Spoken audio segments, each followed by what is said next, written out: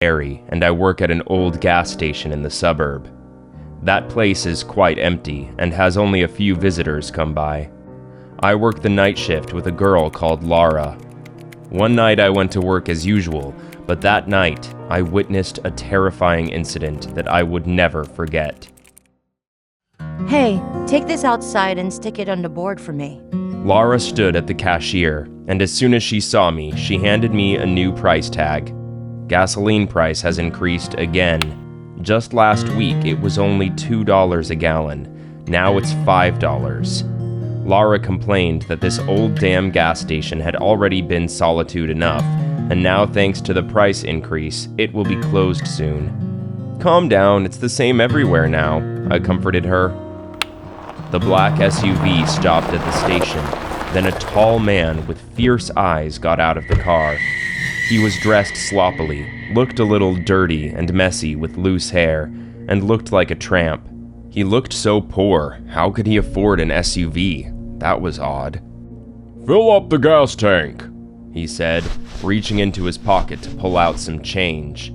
He looked up at the price tag and then at the crumpled bundle of money in his hand, noticing that he didn't have enough money. These coins weren't even enough for a gallon. "Damn it," he growled, and turned back in the car and rummaged around. Then he turned to me again. "Pay you later," he said, and went inside the store. My dream car. I loved the black SUV, wishing I could touch it once, and so I put out my hand. "Hey, what the heck are you doing?" The man shouted with a glaring face and rushed to push me away. "I'm sorry." I bowed my head. At this moment, gasoline in the tank began to overflow, splattering on the ground. I could even smell it. "Sir, you forgot to pay!" I rushed to the front of the car, but the man didn't listen. He still started it. I had no choice but to poke my head inside the car to stop him. Gosh, something wafted up that got me dizzy. The car was filled with black plastic bags and messy clothes. He braked the car, angrily pushed the door, causing me to fall. He jumped out and kicked me in the dust. I writhed in pain and dodged. "You bastard! Do you want to die?" After hitting me, he grabbed my collar. "Sir!" I stammered, trembling. "God damn it, do I have to kill you too?" He screamed, his eyes bloodshot and ferocious, his mouth wide open menacingly. Fortunately, Laura ran to us, threatened to call the police, only to make him let go of me. He was still driving furiously, and yet didn't pay a dime for the gasoline. Are you okay? Laura worriedly helped me up. My whole body was dirty. My clothes were rumpled. My hands and feet were shaking. Laura quickly comforted me and told me to go inside and change my clothes. I stood up, but still not fully recovered from fear. While raising my eyes to watch the car go away, I noticed something laying on the road, apparently from the other man's car. I narrowed my eyes and stepped closer. Ah! I screamed in horror when I discovered that it was a severed arm. Gosh, that arm was pale. The cut was still bloody with a little white bone. I was so scared that I fell to the ground. Laura heard the scream and ran over, saw the thing on the ground, and threw up right at the place. From the distance came the signal of the car. Thought it was the man coming back. I immediately pulled Laura into the store and tried to lock the door. The car came, slowly stopped outside the gas station. I looked up daringly, peeking through the window.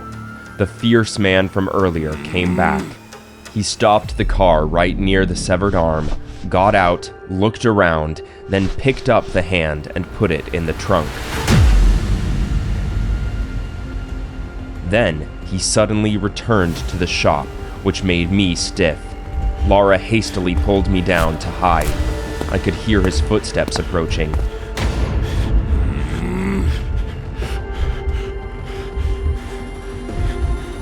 The door-knocking sound scared us to death, but we still had to cover our mouths to stop ourselves from making a sound while the door was about to burst open. I will find you, gas station bastard! He growled to threaten us. I heard footsteps, followed by the sound of a car engine fading away.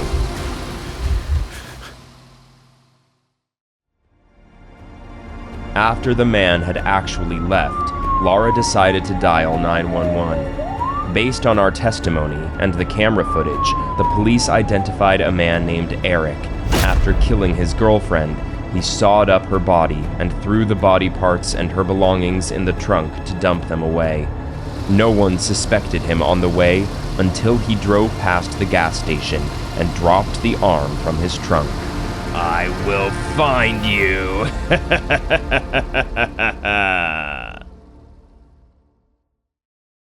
The city that never sleeps is probably just too afraid to close its eyes. The House of Death, a famous brownstone off Fifth Avenue, is reportedly terrorized by a whopping 22 ghosts. Shockingly, it became the crime scene of the latest case. As reported, the victims were a man and a girl, believed to be dad and daughter.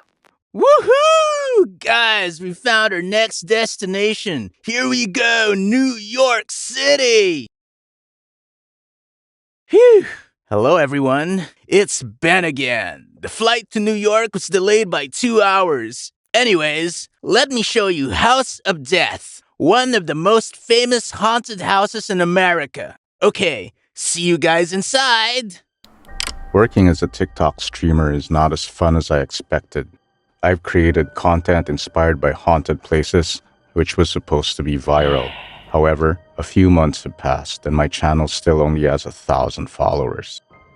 House of Death, please make me shine. I dragged my suitcase inside the house. My plan is to spend the night here.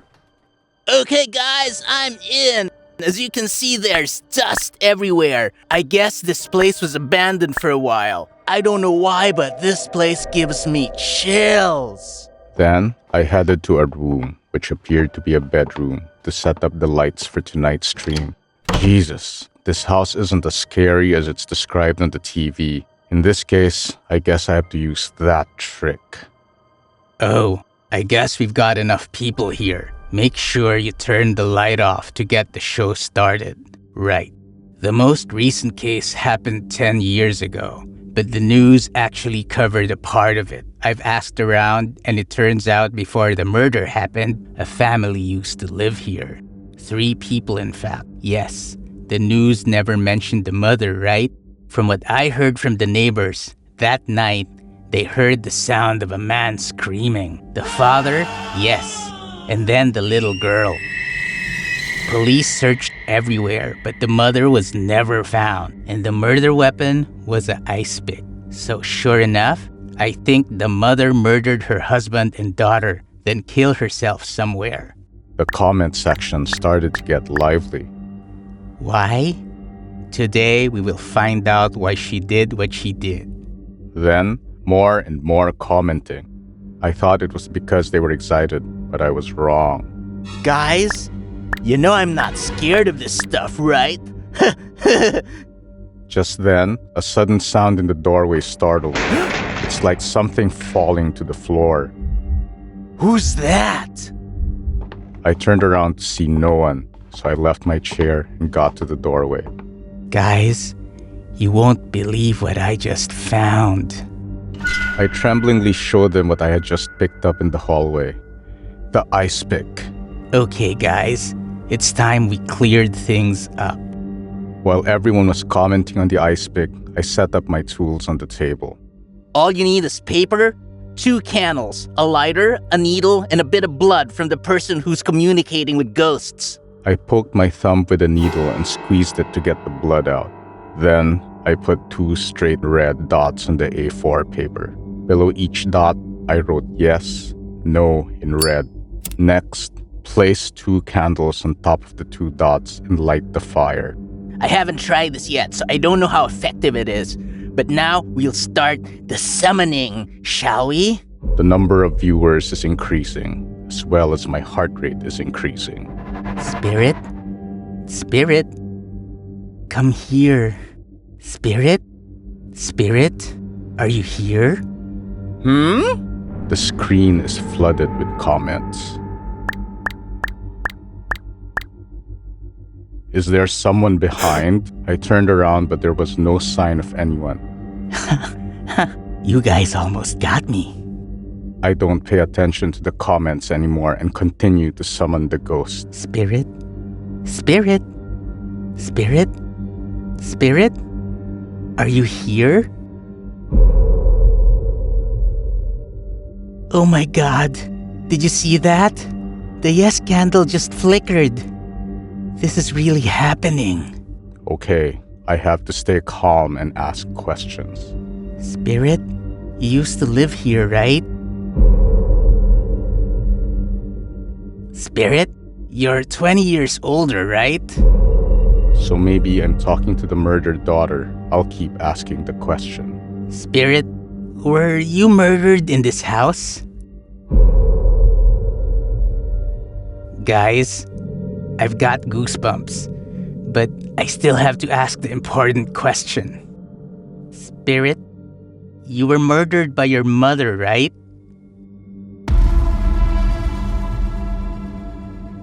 So, yeah, I'm talking to that little girl. Now we're going to find out why the mother did it. But first, Spirit, besides you, is there anyone else in this house? And that is your mother? It's her! She's in this house! Suddenly, the light flickered like crazy. Jesus, this damn house gave me a stroke of fear. But in return, the number of viewers is higher than ever. What's wrong with everyone? Stop teasing me! There's no one behind! Okay, I'll go check. Wait for 10 seconds. Don't leave the screen.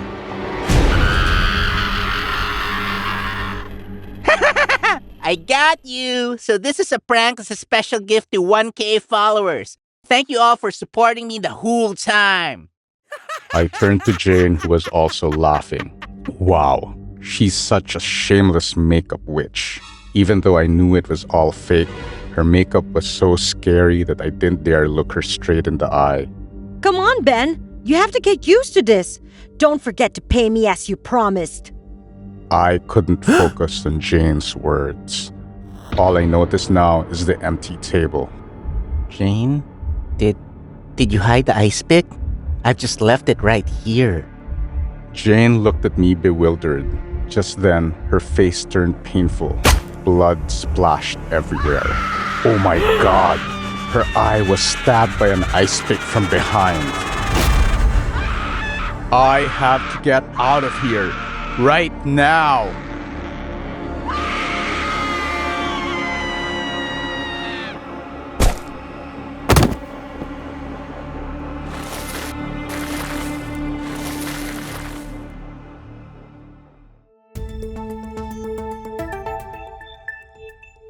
Receiving calls from viewers of a TikTok streaming video, the police rushed to the crime scene, known as House of Death. All they found is a corpse of a girl. She was stabbed in the eye and died of blood loss. Currently, the TikToker Benjamin is still missing. The police will continue to investigate. Spirit, is your mother still alive?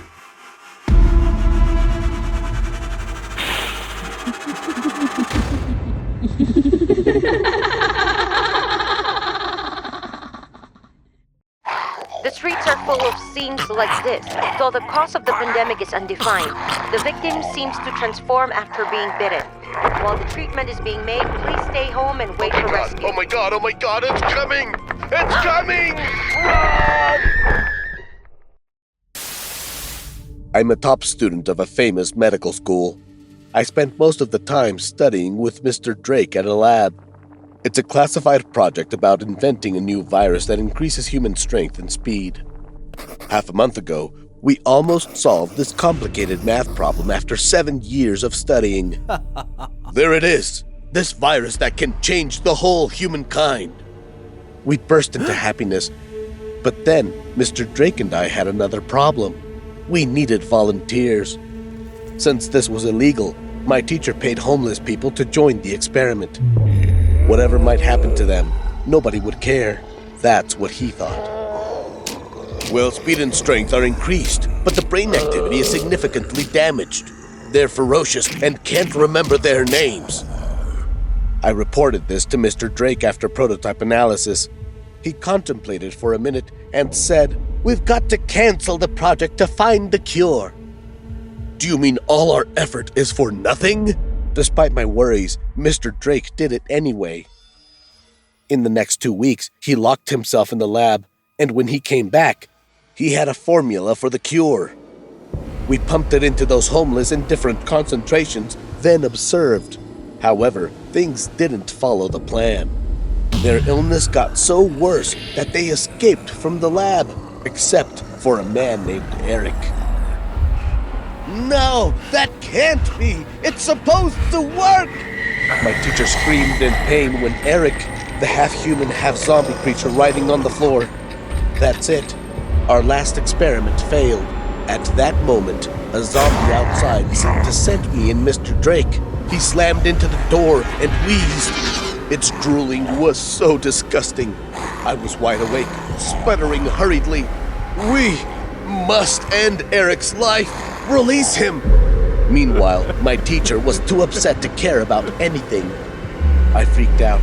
I held a sharpened table leg nearby and slowly came to Eric. He seemed to scent danger and get more and more violent. His disfigured face, bloody eyes, and sharp teeth wanted to tear me apart. The table where Drake tied Eric was shaking like it was about to burst. The rope could not hold him for longer, so I needed to hurry.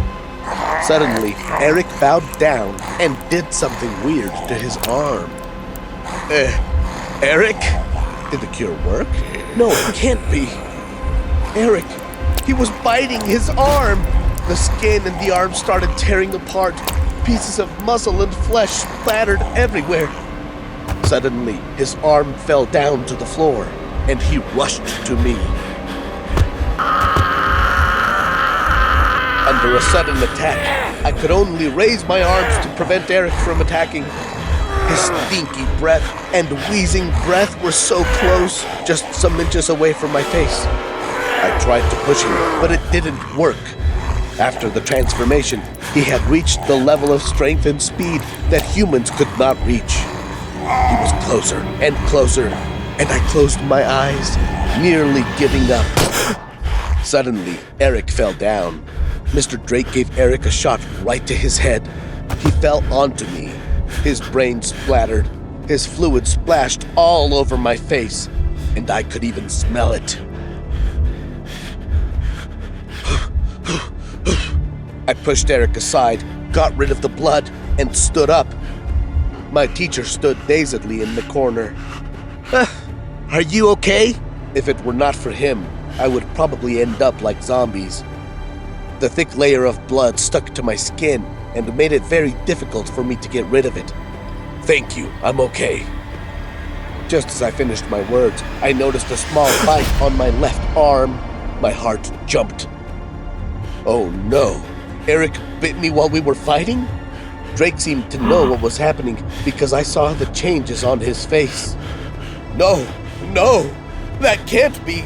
I can't be infected. But then my body went cold. My blood was boiling, and I could feel pain all over my body. I saw Mr. Drake step closer. Closer. He tried so hard while slowly aiming at me. I'm so sorry. You don't deserve all of this. No, please don't. I want to live.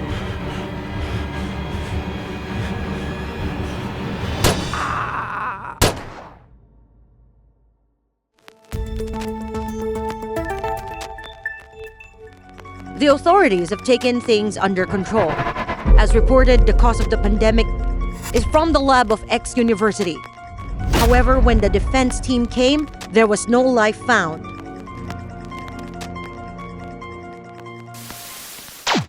Not a good person. Nick knows we can't trust people, but this time, he insists. So what? At least you and I don't have to eat the trash. Then, he walked away with a man named Alex. If only Nick could see the monstrous smile on that man's face before he left. Mr. Alex has brought me money like he promised. I don't know how much money Nick made, but a month later, I had an apartment to stay in. I even had enough money to buy a laptop and an old phone. At first, Nick and I couldn't meet in person, but we still talked on the phone.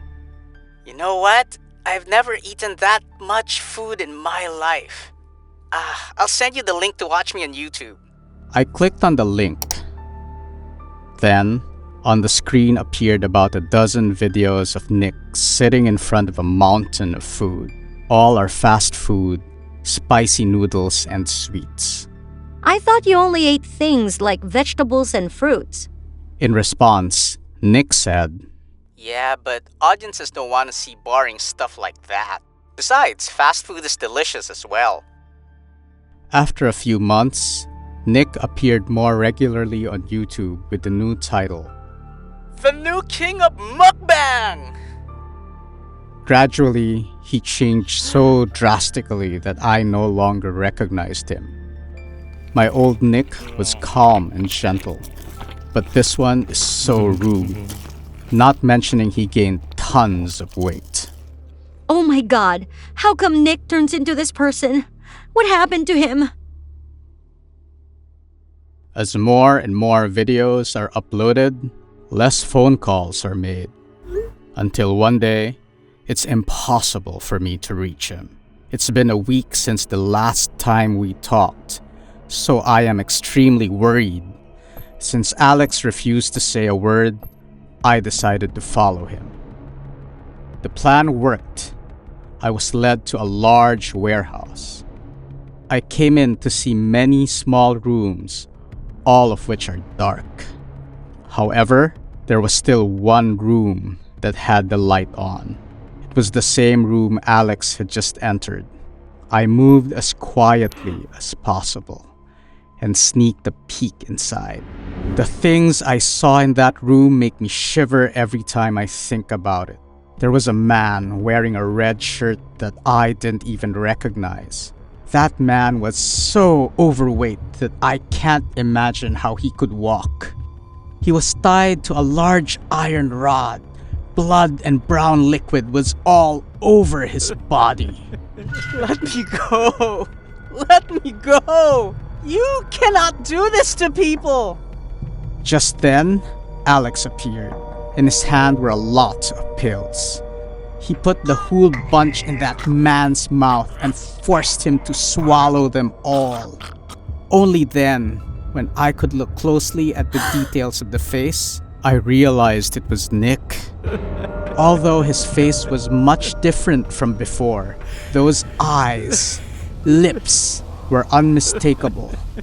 For God's sake, take these pills! You have another video to shoot in 2 hours.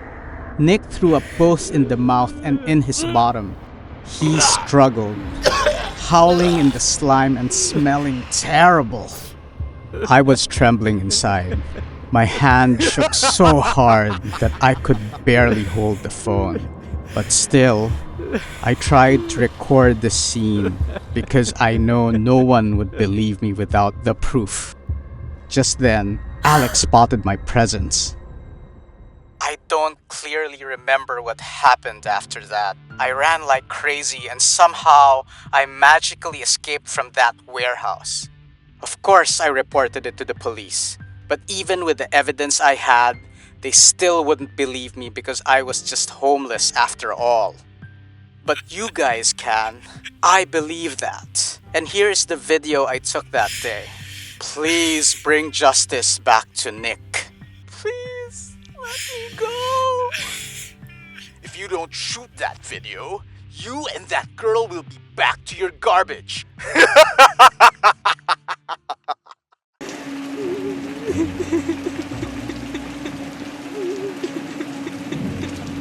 It's all my fault. I shouldn't have let you make that stupid video. Ryan, please forgive me. No, are you crazy? Maddie knew Ryan always came up with bizarre ideas, but she never thought it would go this far. Come on, Maddie. Let's make that video together. Mr. Beast did it too, and look how many views he got. 150 million! While saying that, Ryan pointed at the screen. Maddie didn't know what to say because she was pretty convinced. Ryan and Maddie are best friends. After finishing high school, they dropped out of college to do YouTube together.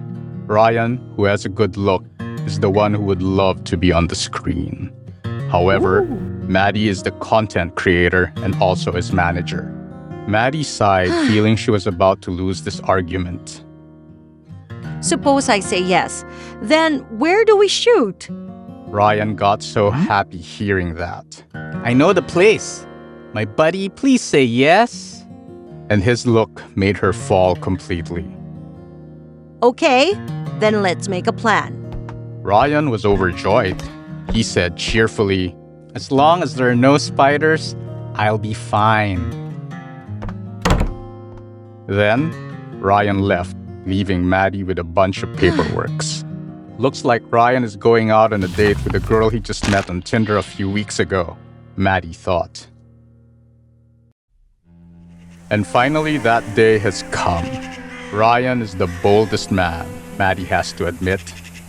Since Ryan wanted to make it as creepy as possible, he decided to take on the challenge at an abandoned cemetery. Although Maddie doesn't believe in ghosts and spirits, this place really gives her shivers. Just like what Mr. Beast did, Maddie and Ryan rented a large glass coffin. Then they hired a crane driver to slowly place it underground. The AC connected directly to the coffin will help Ryan breathe. Okay, get in. Maddie told Ryan while having a quick look around to make sure he has enough snacks, water, and bottles to clean. Ryan ducked inside. God, only he has the guts to do this. If it was Maddie, just being in such a narrow space would literally drive her crazy. Hello guys, 24-hour buried alive challenge. Start! Then, Ryan excitedly said to Maddie, who was standing dumbfounded at the top, Buried me alive, Maddie! Then Maddie started turning on the camera. The thick layer of soil was slowly brought down, soon covering the surface of the coffin. When everything was done, it was already dark. Can you hear me, Ryan? Maddie spoke into the radio, checking the signal underground. But Maddie didn't hear anything from Ryan. Then she began to worry. Ryan, answer me! Just then, he hastily replied. Here, I've just peed a bit. What a mess down here. Maddie told him to keep an eye on the camera. Don't worry. See you soon. As it started to rain, Maddie got into the car and lay down to rest. Fatigue quickly hit her, and she slowly fell asleep. Hello guys, it's been 2 hours and I want to show you this. Can you see that? God, there's so many disturbing animals down here. Since I saw it, you guys will have to see it too. Looks like I just saw something. When Maddie woke up, it was already dawn. She turned on the walkie-talkie to talk to Ryan so he wouldn't be sad.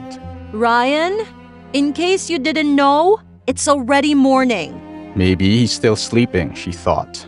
Jesus, you take the challenge to sleep all the time? Then, Maddie threw the radio away and started her morning. About an hour later, Maddie finished eating an apple and a few sandwiches. At this time, the sun was also shining overhead. Maybe Ryan's awake by now. She checked Ryan through the radio again. Ryan, shouldn't you wake up now? No one answered. Ryan, stop your stupid prank. Still no response. God, could it be? Maddie rushed to the AC area where Ryan's oxygen was provided. The machine is still operating normally. She was relieved, but still worried. Ryan, if you don't answer, I will dig you up immediately and the challenge will end. 1 minute. 2 minutes passed. Still nothing happened. It's like Maddie's sitting on fire, and she called the crane and asked to dig the coffin up. It had been raining, so plowing the ground was much more difficult. It took half an hour for the lid of the coffin to gradually reveal itself. God, Ryan was curled up in a coffin. His whole body stiffened. His eyes rolled back and his mouth twitched. Ryan is in a state of extreme fear, and if Maddie's not mistaken, he may not be alive anymore. Ryan! No!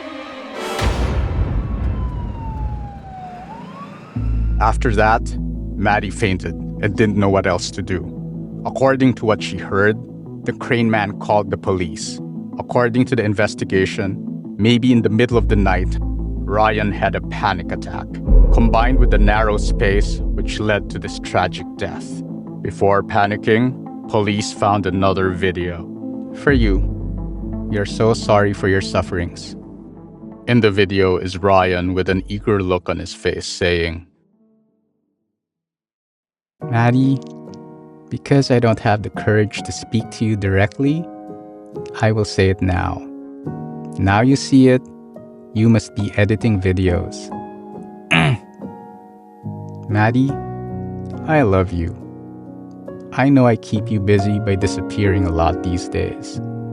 But actually I prepared a vacation for you and me.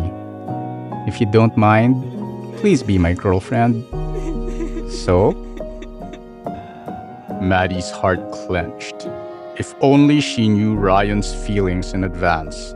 If only he had told her frankly before taking on this stupid challenge. If only she hadn't let the spider in because she was so frustrated. Things would have been different.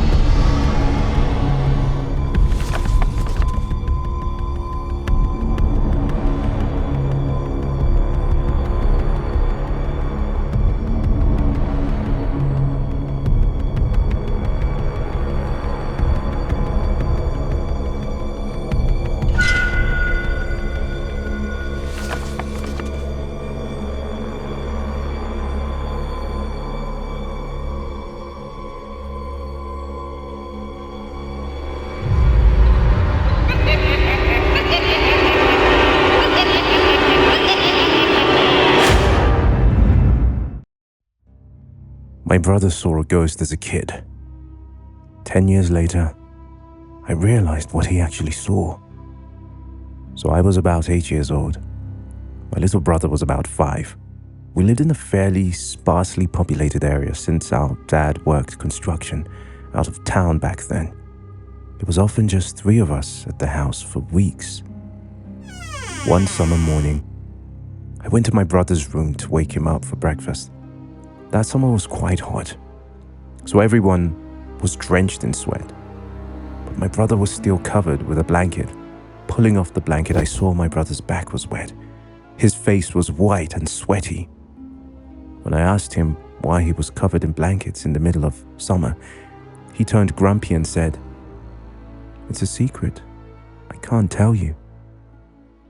To my surprise, I went down to the house to ask my mother, and she said that this situation has lasted for nearly a week now. That night, a hailstorm appeared out of nowhere. Since we were both excited, Mum let us stay up later than usual. It was well past our bedtime when our mum woke up off the couch to put us to bed. My brother and Mum both had a habit of waking up in the middle of the night to use the bathroom. I only knew this because I was always a light sleeper, and they just couldn't help flushing with the door wide open.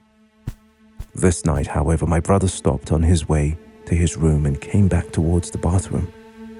I'm going to try to pee before I go to bed. The past few nights, I've been too afraid to walk to the bathroom.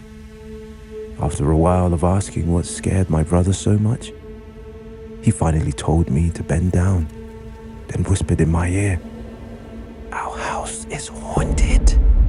Ignoring my cowardly expression, he continued, "That night, I thought it was Dad, so I approached him, but it was a mistake. There was a ghost with wild white eyes and was always dressed in orange. He said he won't harm you and Mum if I promise not to tell anyone, but I broke my promise." I was terrified by it. The fear of seeing a ghost like that at the end of the hallway or through the windows is the reason I started running from the stairs to my bedroom at night. After the summer vacation ended, my brother didn't mention it anymore, and I forgot about it too.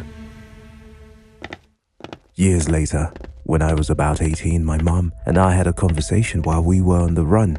We were sharing stories about Max's tendency towards destroying my shoes and other unruly behaviors when my mum blurted out, "Do you remember that time I opened the front door for the cops and Max ran inside to the kitchen and started tearing open that big bag of dog food we had?"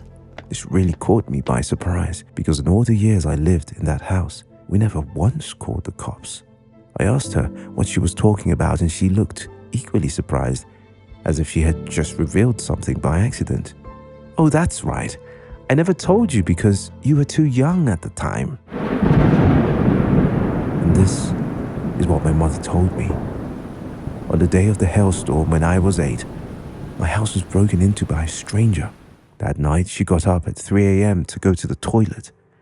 As soon as she came out of the room, my mother suddenly heard a noise in the kitchen.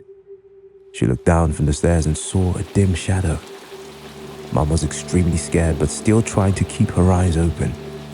Suddenly there was a flash of thunder, lightning through the window, allowed her to see the face of that person. And at the same time, he was startled and looked up the stairs, his eyes meeting hers.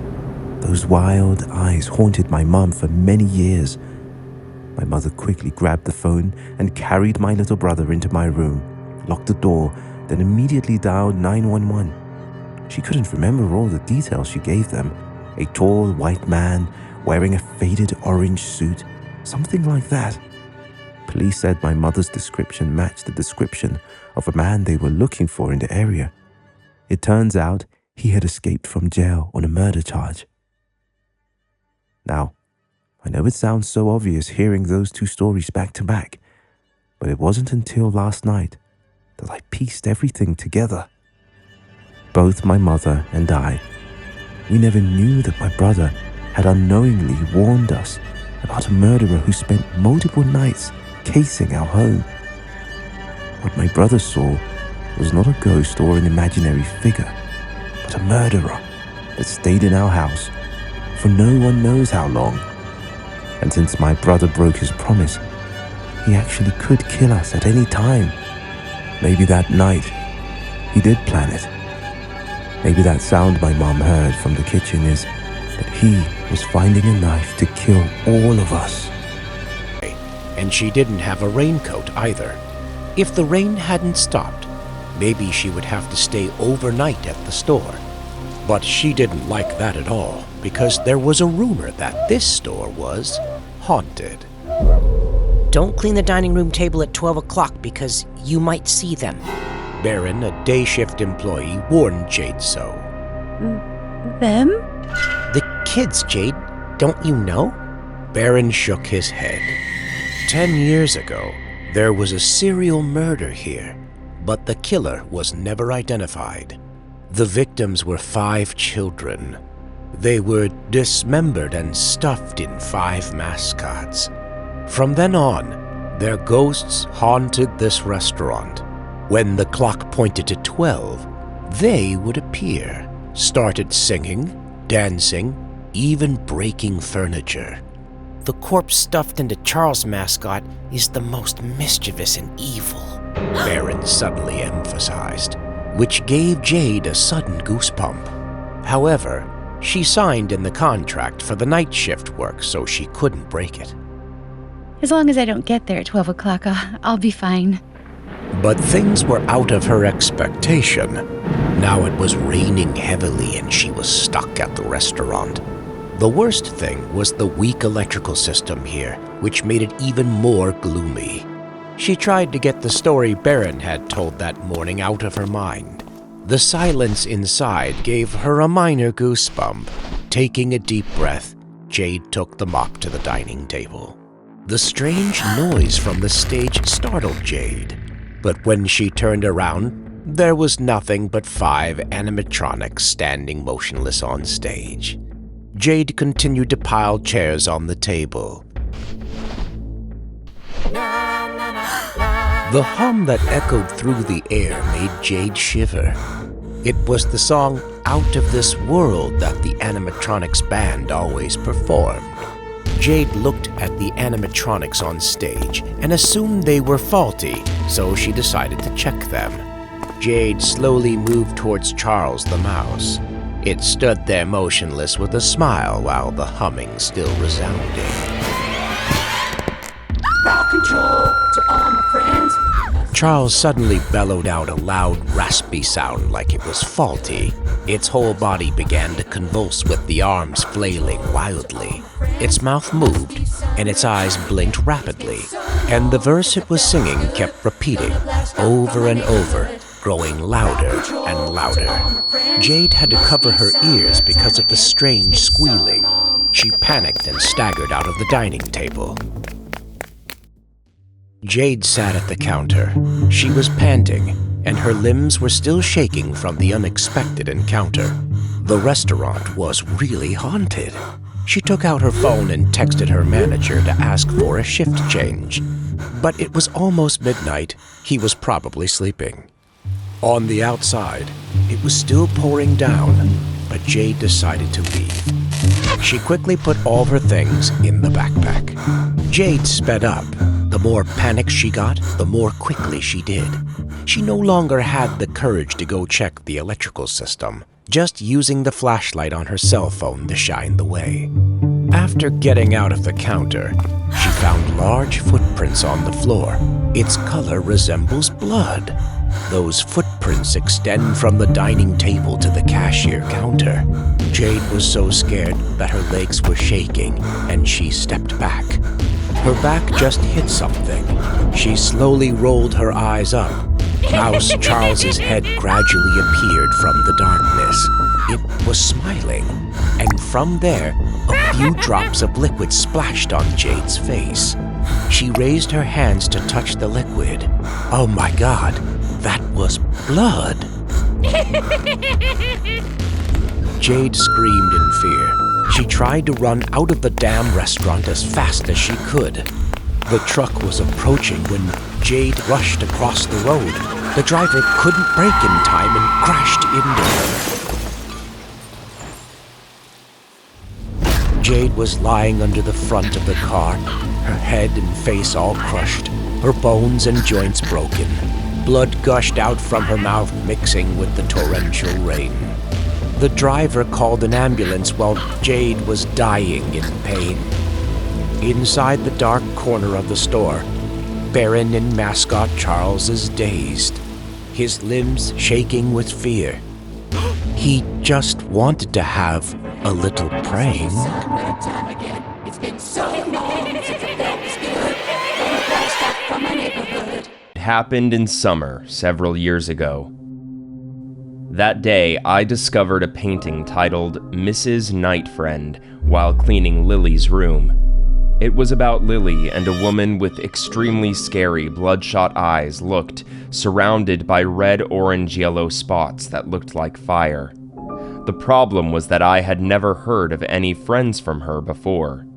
I asked Lily about her new friend right at dinner. Lily happily showed me the picture.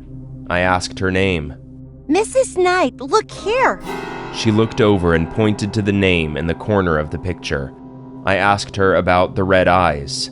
Because they were burned, Mommy. Lily said innocently as she finished her dinner.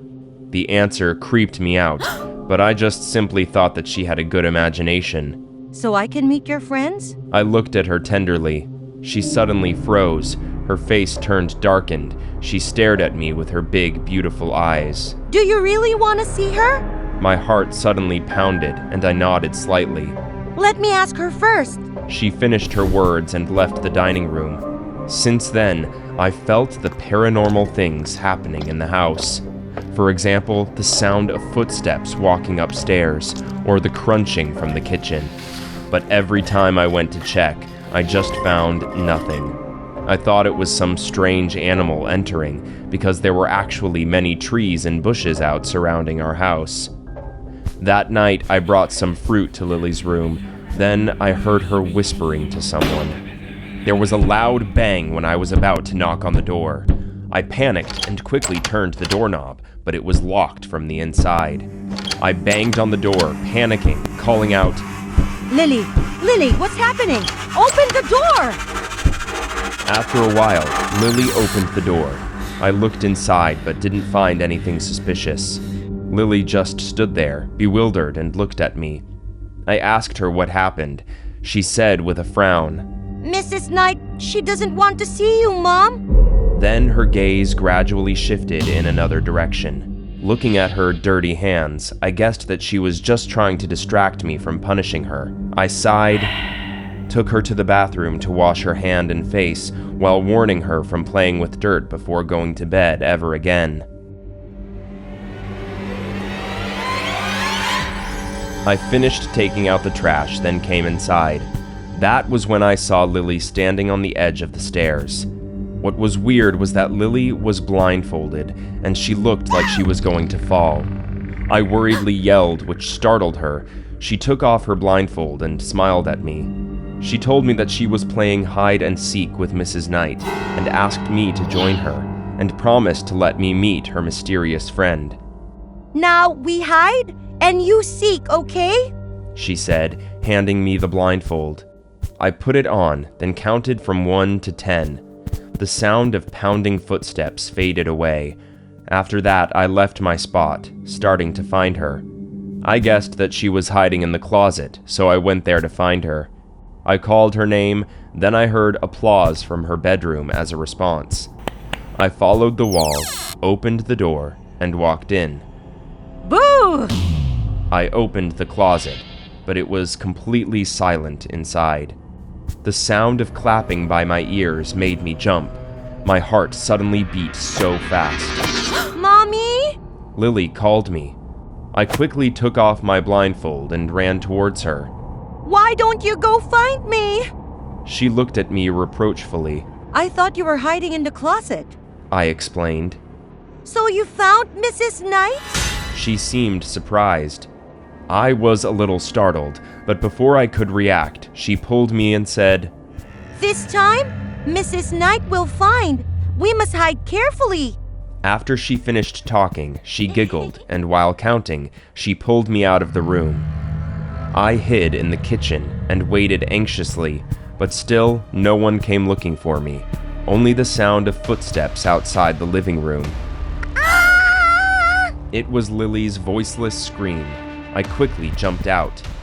The scene in front of my eyes terrified me. A tall person was carrying Lily on her shoulder. I realized it was Mrs. Knight in Lily's picture. My daughter screamed and struggled. I panicked. Without thinking much, I pushed the woman down. Only then did I see her face. I was terrified. Her face was full of crimson scars that huddled together. Especially her eyes were red, and her lips were mixed with the scars, revealing only a wheezing hole. She went crazy, pushed me down to the floor, and rushed to strangle me. Lily stood beside her, begging, but she squeezed even tighter. I struggled and grabbed a hard object on the floor, quickly hitting the woman on her head. When she stepped back, I hugged Lily and ran into the small storage room, locking the door. The woman screamed and banged on the door repeatedly. I was afraid to hug Lily in my arms, trembling to dial 911. The woman couldn't open the door, so she left. Before I could breathe in relief, I smelled gasoline, then burning. Smoke began to pour in from the outside. Soon the room was filled with smoke. I tried to hug Lily tightly, hoping she wouldn't breathe in the smoke. I could feel myself fading away. At the same time, I heard police sirens outside. Mrs. Knight was arrested while holding a gas can. Turns out it was a man with a mental illness. He used to be the owner of the house. Mrs. Knight had a 5-year-old child and loved her very much. But after discovering that she wasn't his, but his wife and her lover, he went mad and set the house on fire. The fire killed his wife and daughter and burned his entire face. According to the police, he had been living in our house for a month. I shuddered to discover that it was around the time when we moved in. Then I recalled the memory of the woman, the sparks of fire in Lily's painting, and the name Mrs. Nightfriend. And I suddenly realized that day was the same day when he set the fire a few... In New York, it's difficult. I've searched all the forums and hunted down every street, but still couldn't find a decent place for less than $3,000. Just when I felt my luck was running out, I came across an advertisement that to me was a bargain. The building is located on the edge of the city and not many people pass by it. That apartment is on the ground floor with a bedroom, a kitchen, and a tiny living room. The only thing that I don't like about the apartment is the pile of weird furniture left by the previous owner. The curtains, lanterns, wall decorations, or even the sofa sets all look old and discolored. I once tried to sit on the leather chair, and to be honest, the feeling of it is so strange, cold and slippery. What's worse, they all smell like the disinfectant you could smell at the hospital. Is the previous owner a creep or something? When thinking about the workload and money I have to spend on redecorating the apartment. For the first few weeks, I simply put a mattress in the middle of the house to sleep since the moving process cost me a bundle. One day, I was so exhausted that I fell asleep immediately as soon as I laid down on my back. I don't know what time it was, but when I woke up, it was already dawn. My whole body was drenched in sweat. I was so weak that I couldn't feel my own breath. The nightmare was so real. I saw dozens, sometimes even countless dark figures with distorted, disgusting faces surrounding me. They clung to me. I was in a complete state of panic, yet I couldn't make a sound. What the heck was that?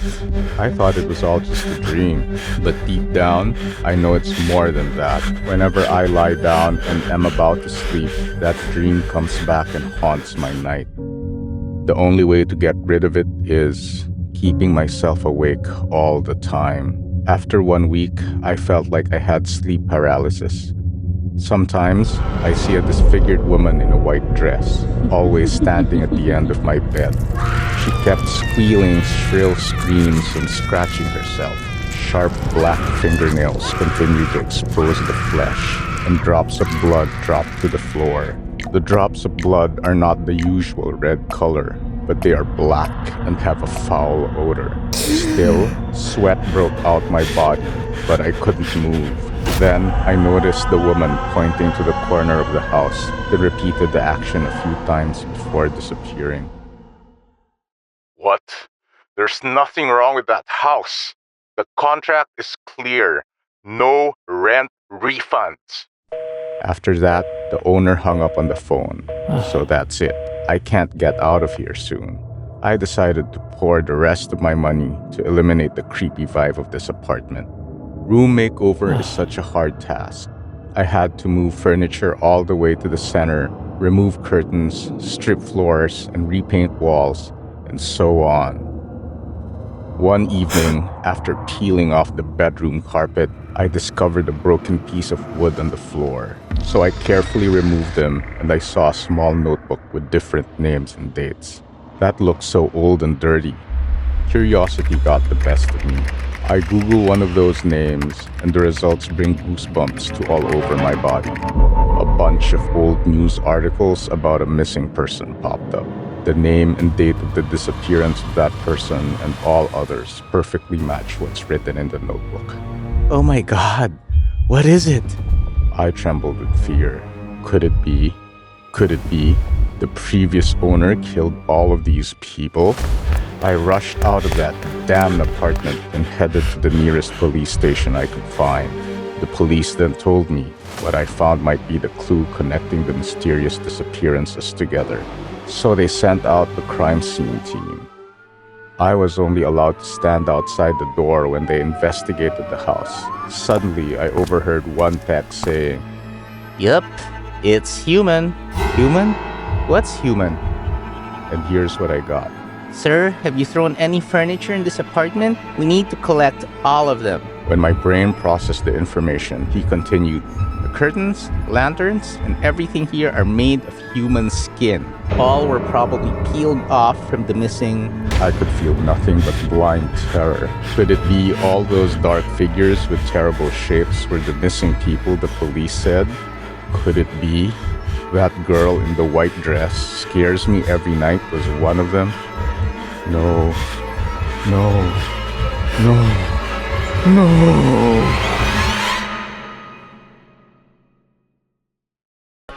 A waiter brought the food out.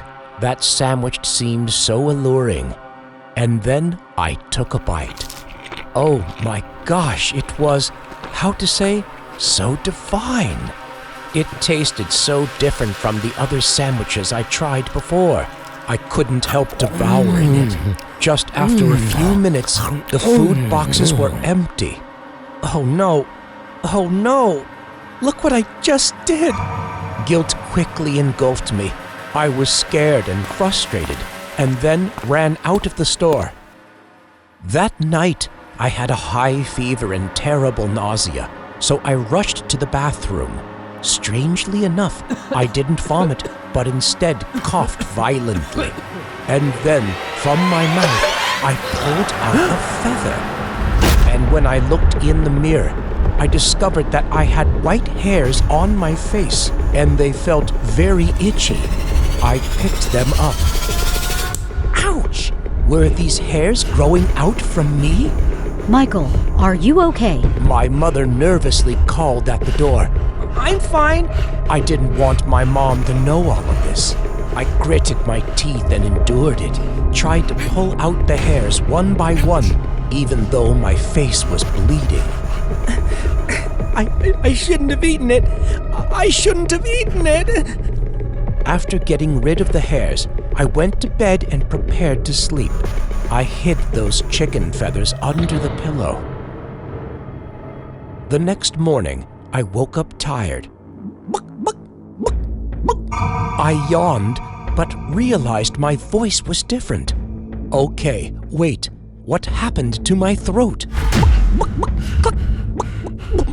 I screamed, but the only sound that came out was a chicken croaking. I panicked and ran to the bathroom. Oh my God! My head had turned into a chicken's head. I cried. Michael, what's in there? Are you okay? My mother banged on the door. How could I let my mother see this form? But she kept banging on the door nervously. I panicked, put on my hat, and ran out of the room. I turned into a monster! I broke down, sobbed, but only heard the chicken croaking. I dared not raise my head to see people. As I ran across the Chick-fil-A store, the smell of fried chicken invited me in again. I didn't dare to speak, but only pointed at the menu with my sleeve. No one had seen my monstrous appearance. My delicious dish was brought out. I was about to eat when a staff member accidentally spilled a glass of water on me. So I reflexively took off my hat. She saw my appearance and shouted. Monster. Everyone in there started to yell. Monster! Monster! Those eyes made me panic. I was so scared, so dizzy that I could barely stand. I'm a monster! I rushed out of the Chick-fil-A store in a panic. Hey! Please wait! I couldn't hide my horrible appearance. People's eyes made my heart break. Monster. I was about to turn into a chicken. It was my mother. Michael! Michael! Where are you? Where are you? She sounded so scared and worried. I wished I could call her, wished I could tell her what happened. But what came out of my mouth was just... And then when I was in despair, I didn't even notice that I was out in the middle of the road.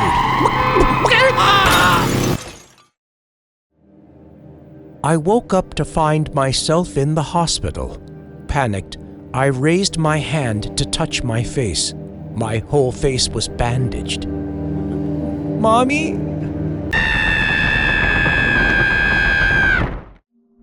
The Mayhem Amusement Park had a scary rumor that the Mayhem roller coaster tracks would take you to a mysterious area where you would be stuck forever. That rumor began to spread after many people went missing while riding the roller coaster. This park had to close after only 2 years of operation and became a deserted place. But that was 10 years ago. This summer, the Mayhem Mountain roller coaster would reopen to guests. As true risk-takers, Chris and Joanna couldn't miss this tour to examine the rumor. After 10 years abandoned, everything here was quite old and dilapidated, and the tracks looked a bit ramshackle. Even though it was reopened, it still looked eerily deserted.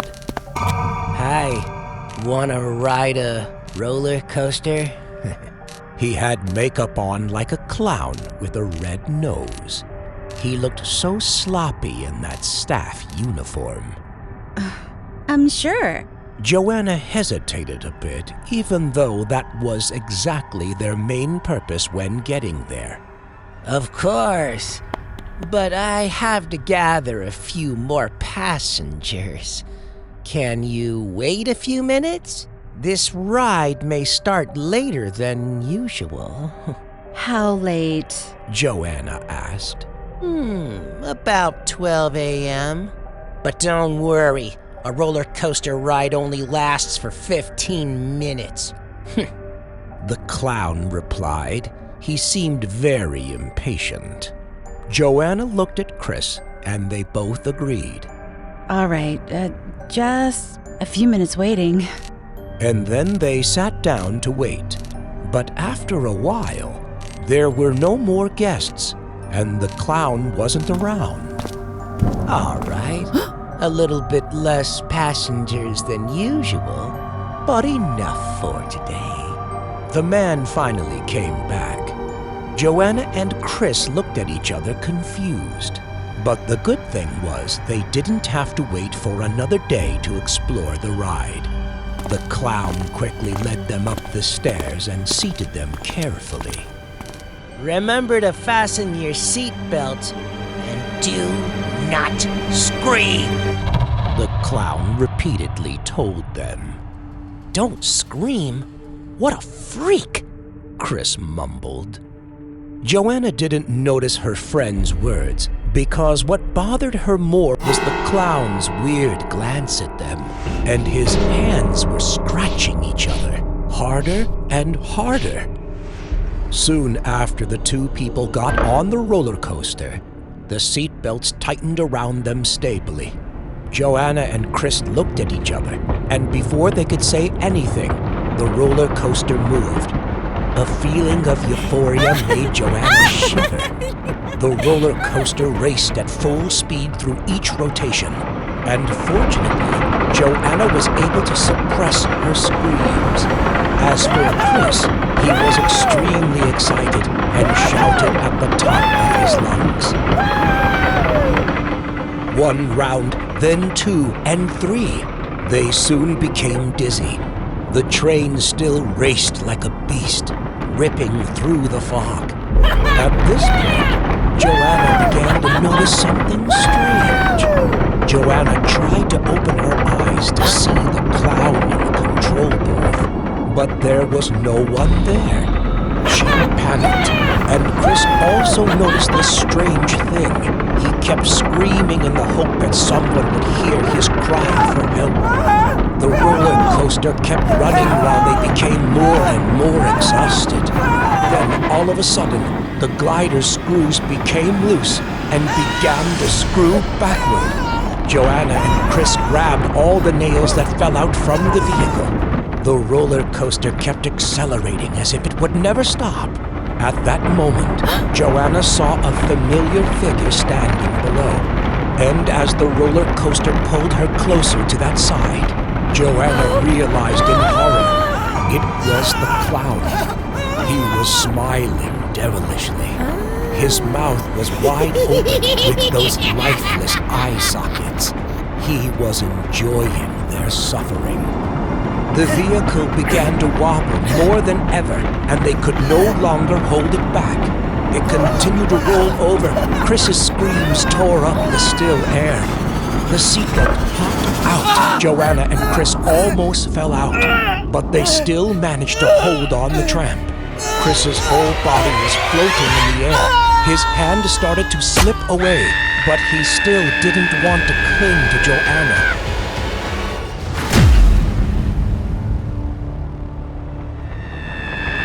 Joanna couldn't take it anymore. The roller coaster moved to the final station and began to slow to a stop, and she didn't have the strength to do anything else. At this moment, the clown walked up to Joanna. Next to him were 3 fierce dogs. Joanna could clearly see drools running down their sharp teeth. But I know and remember exactly what I have been through. More than 20 years have passed. The memory of the strange parade still haunts me, even in my sleep. July 4th, 20 years ago, my parents and I went to my father's brother's house in the suburbs, which took us 4 hours of driving. I was overwhelmed by the gorgeous view of the street. I even saw the colorful antique cars ready for the parade. Where are the parade people from? I asked my cousin, Claire. I don't know. Claire shrugged. I noticed that the cars were moving into the forest. I wonder where they'll go after the parade. Not waiting for Claire to answer, I ran after the convoy into the forest. Max! Max! Wait! Ouch! Suddenly I slipped and fell. Claire helped me get up, and the two of us kept chasing after those people. Claire and I ran into the forest, but when we got deeper, all the colorful cars had disappeared, as if they had evaporated. Where are they? I turned to Claire, but was surprised to find out that she too had disappeared. Claire? I panicked and called her name, but all I received was silence. Claire? Where are you? There was no reply.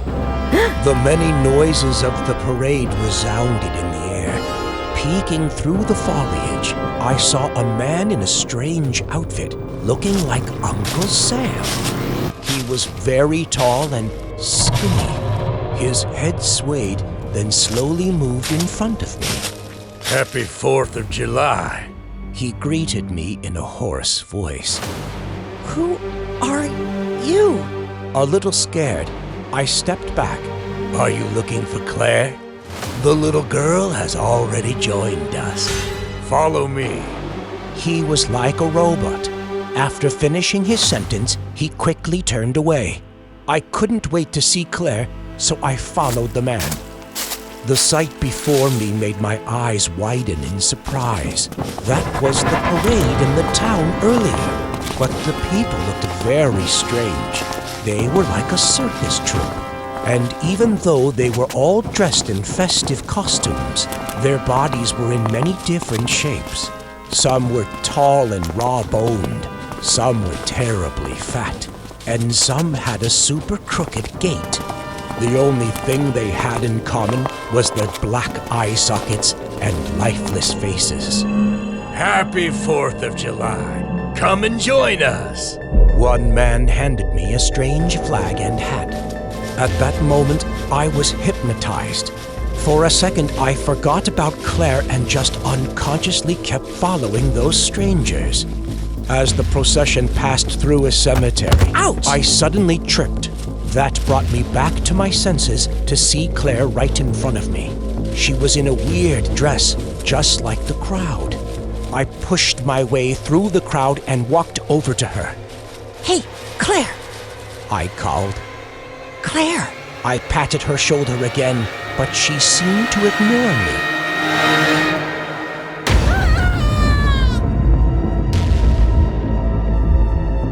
I panicked and pulled Claire away.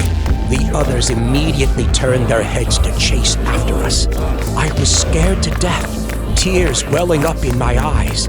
I didn't know what to do but pull Claire and run as fast as possible. After running a while, I was so tired that I stopped. Claire, are you okay? Claire's face terrified me. Her two eye sockets were like a black hole. Claire! I cried and shook Claire, but she didn't sober up. You joined them! A shiver went down my spine.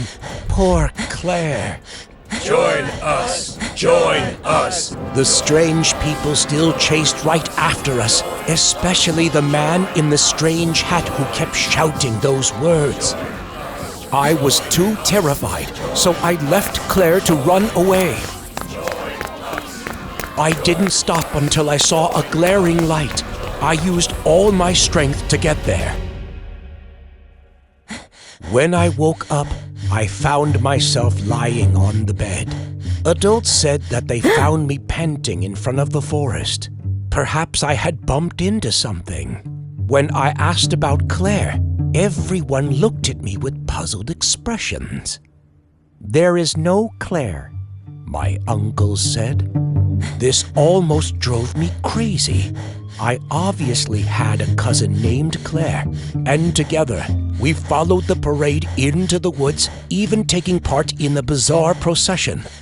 Even though I kept insisting her existence, they still didn't believe me. They assumed that the story about Claire and the strange parade was purely my imagination. She joined them.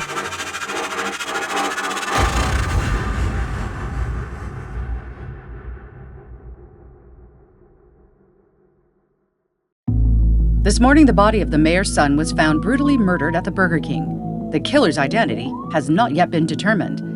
The mayor vowed to make the murderer pay for his crime. Kyle worked the day shift at a Burger King drive-thru outside the town, and his girlfriend worked the night shift. As usual, Kalia arrived a little early to help her boyfriend clean things up. When Kalia came back after throwing the trash, she saw two shadows appearing behind Kyle. From the dim light inside the counter, she knew it was her ex, Jordan, and his friend. They were both holding weapons, slowly approaching without Kyle even knowing. On the contrary, when Kyle realized his girl was heading toward him, he smiled and waved at her. Watch out! Kalia waved in panic to sign Kyle as the men were approaching him, but he assumed that it was just a simple wave. Kyle got choked and fell to the ground. Kalia was scared to death. She ran to the counter hurriedly and frantically. The closer she was, the more terrified she got. Jordan repeatedly hit the hammer on Kyle's body. The sound of the hammer mixing with his cry broke the stillness. You bastard! How dare you steal my Kalia? You have to pay for this! He shouted. The friend couldn't even see this, but Kalia had seen it all from the outside. Her eyes were wide open, tears were falling, but her whole body was stiff, too scared to move. Jordan's friend saw her, immediately rushed to the window. Get her! Jordan shouted. She was caught and tied to a chair. The friend held her head and kept her eyes open. They made her see everything. They cut Kyle's flesh into small pieces and threw all of them into the blender. No! Please! Kalia desperately cried and screamed. Then after a while, she got panicked and passed out in the laughter of Jordan and his friend.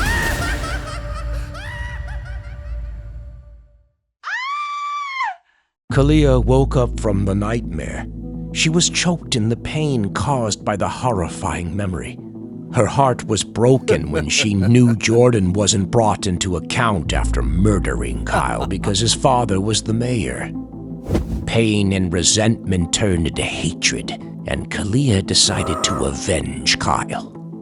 After coming back from the hospital, Kalia locked herself in to learn how to access the dark web from a friend. She wanted to find a supporter for her plan.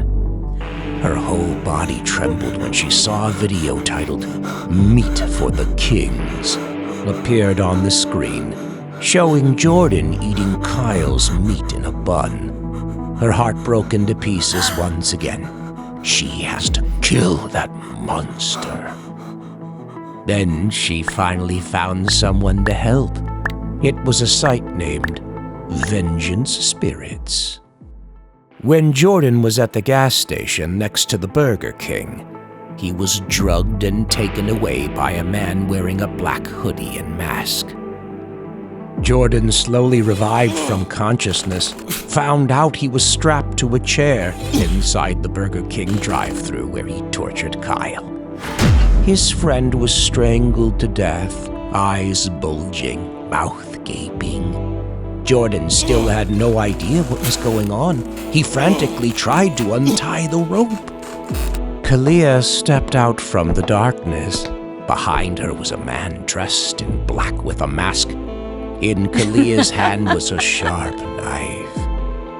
You! He started to panic when he saw her.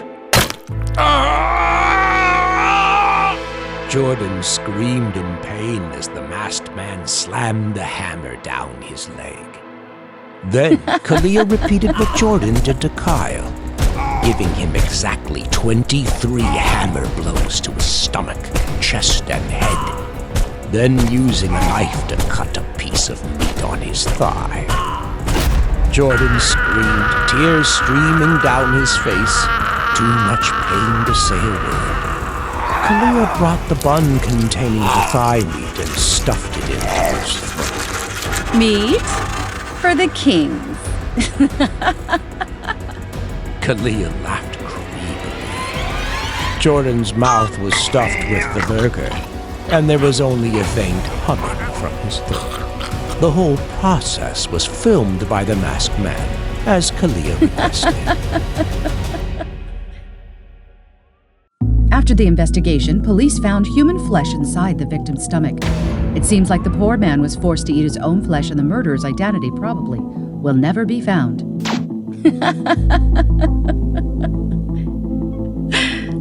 In front of the TV, Kalia laughed like crazy. She took a bite from the burger with red meat. Yuck. She spat it out and threw the burger to the ground.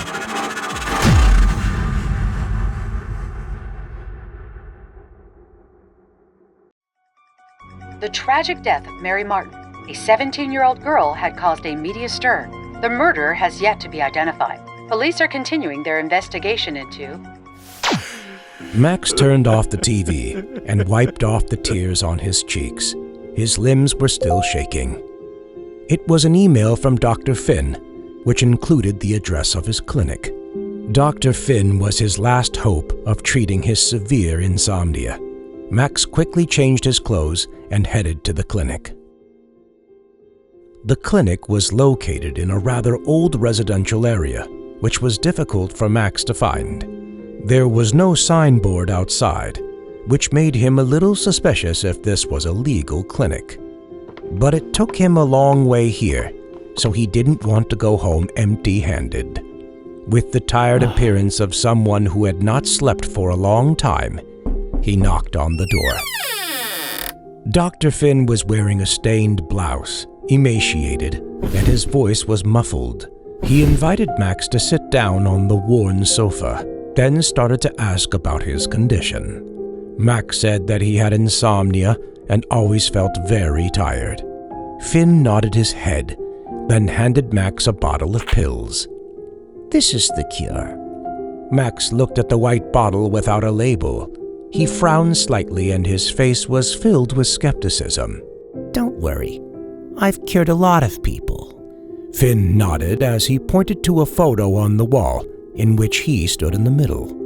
To persuade Max, Finn gave him a 20% discount and one more bottle as a bonus. Max finally agreed to buy the medicine from Finn, then rushed home. That night, Max had a good night of sleep. It had been a long time since he had slept so well. The first week passed well. One night, while Max was sleeping soundly in bed, his whole body felt suddenly so heavy. When he opened his eyes, he saw a black shadow hovering under the ceiling. Max couldn't move, as if his whole body were pressed down by hundreds of tons. That strange shadow suddenly rushed towards him. It was close enough that Max could clearly see its eyes, and its mouth was slightly white. And it was trying to merge with his body. In a second, the shadow got closer and closer. Its legs merged with his legs, then hands. Max kept struggling in horror, but nothing could help him out.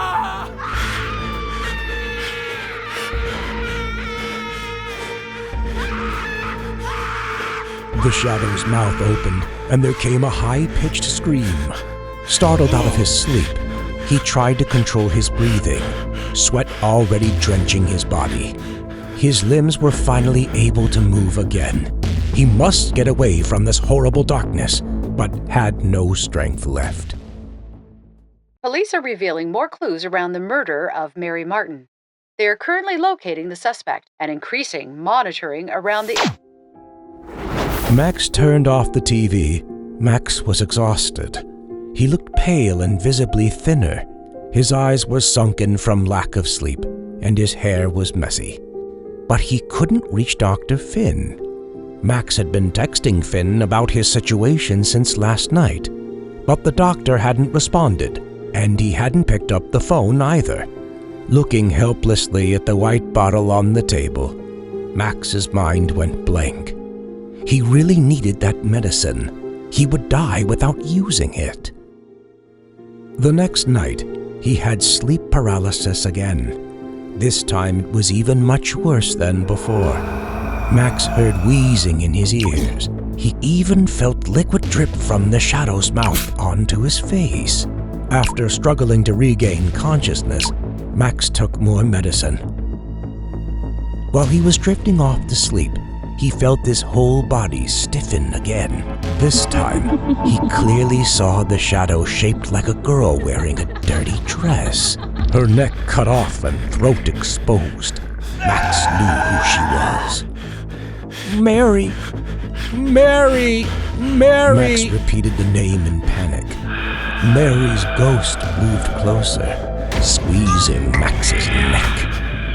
Give my life back! Mary's shrill scream rang out. Her mouth opened wide, from which it spewed a slimy mass of fluid and maggots that fell directly into Max's face. Max woke up to find his whole body sweating. He immediately grabbed the medicine bottle from the desk drawer, poured the pills all into his mouth, and frantically drank water to digest them. Soon the bottle went empty. After swallowing all the pills, Max gasped heavily. Suddenly, he felt something wrong. His eyes rolled back. A painful feeling spread through his body, causing him to spasm his muscles. He clutched his throat and felt a hot flash burning his intestines. Max writhed in agony on the cold floor, struggling with a foaming mouth, his breathing even more difficult. After a while, Max stopped moving. He lay curled up, motionless on the floor, with wide white eyes. A man has been found dead in his own apartment. Remarkably, this man is the boyfriend of the poor Mary Martin and is also the prime suspect in the murder. According to the police, he was paranoid after In this story was put in the same situation, and even though she's a grown-up now, she still remembers what happened that day.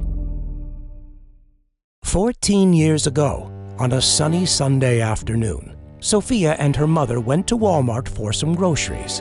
Since Sophia had done a good job helping her mom with housework, as a reward, Mom would buy her a Barbie school bag. Sophia was so excited that she kept singing until they'd arrived at the parking lot. She was happy every time going to the supermarket. It was time to run and juggle along hundreds of parallel aisles. Sweetie, you shouldn't be running around like that. Zoe reminded her daughter before giving her the bag she always wanted. Thank you, Mommy. The little girl hugged her mother. Darling, now go to the play area and stay there while I go buy some fruit, all right? Zoe led Sophia to the play area. Remember, just stay here. I'll be right back, all right? And so there was only happy Sophia left among hundreds of toys of all kinds. While Sophia was looking around, a stranger quietly approached her. Hello, little friend. Hi. Sophia was startled, but still replied in a friendly manner. Where's your mommy? Sophia didn't answer, but pointed towards the fruit counter. So, you're here alone? This man's voice and appearance started to make her stomach turn. Mom always said to never talk to strangers, so she wouldn't say any other words. Aw, I'm so sad because I don't have any friends. Sophia suddenly felt pity for him. Don't cry. I get it. Sophia gave the man a candy to comfort him. Ah, thank you, little friend. Sophia! Zoe called out her daughter's name. I'm here, Mommy. Seeing that the kid was all right, Zoe turned away, continuing to talk on the phone with customers. When Sophia turned back, the man had already disappeared. The man wasn't really leaving, he was observing. Now he was quite sure that the mother wouldn't be back right away. So he returned to Sophia. Hey, little friend. Oh, hi. Thanks for the candy. You're welcome. Hey, little friend, I have something for you. This is a thank you gift. Sophia looked at the beautiful doll with amusement. So pretty. She marveled while stroking the doll. Suddenly, she was gone. Sophia? Zoe returned and her daughter had already disappeared. Sophia! There was no answer. Feeling that something bad might have happened, she panicked and ran out to find her child. Sophia! It were as though she vanished.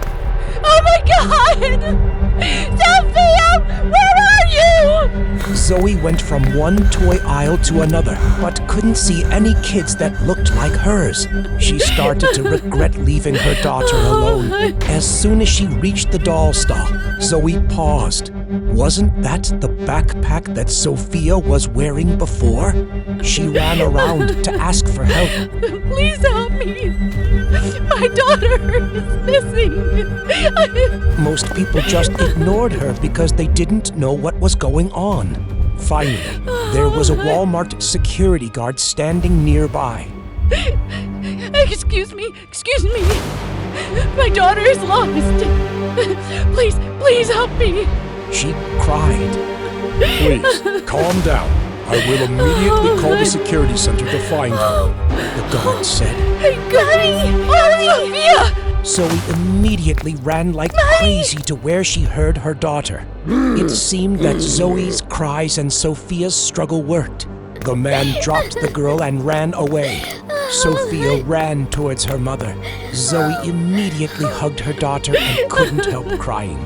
I'm scared.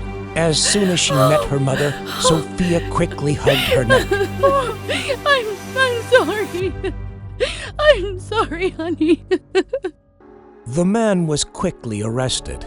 The incident stirred the media for a while and became a warning for mothers not to let their children play in supermarkets or shopping centers by themselves. Sweetie, I'm sorry. From now on, I will never ever let you out of my sight. And Nick met each other at the Camping Lovers Club. Since then, they have always been together. At the end of October 2021, the couple went camping together in a remote and out-of-the-way area to celebrate Jack's new RV. Are you sure you know the road? It's been 3 days on the road, but Lucy and Jack haven't arrived at the destination yet. The place is deep in the woods and was barely discovered, so it's quite hard to find the path. Yeah, Jack said in a certain voice. According to his plan, they would be there in 30 minutes. The luxuriant trees spread out almost to the middle of the lane. It's so dark that it's even harder for Jack to see. Suddenly, both Jack, Lucy, and their belongings go crazy. They've just crashed something very big. Jack quickly pushes the brake. The wheels slip a long way. What the hell was that? Lucy screams while Jack sweated with fear. It looks like a human body. Lucy freezes when she hears from Jack. After a while, they decide to take the flashlight to check. Oh, shoot. It seems like Jack was right. Under the wheels, they find a long bloodstain. Jack and Lucy follow that bloodstain. 1 meter, then 2 meters. Their hearts bounce faster as they step closer. It's so close now. I think it's alive, Jack said. At that moment, the body suddenly jumps and scares the couple startled.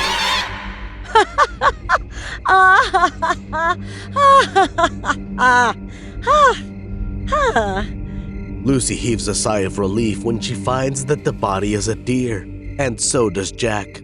For a moment, he has thought he would go to jail. Wait, this deer looks so strange. Lucy sits down to see the deer better.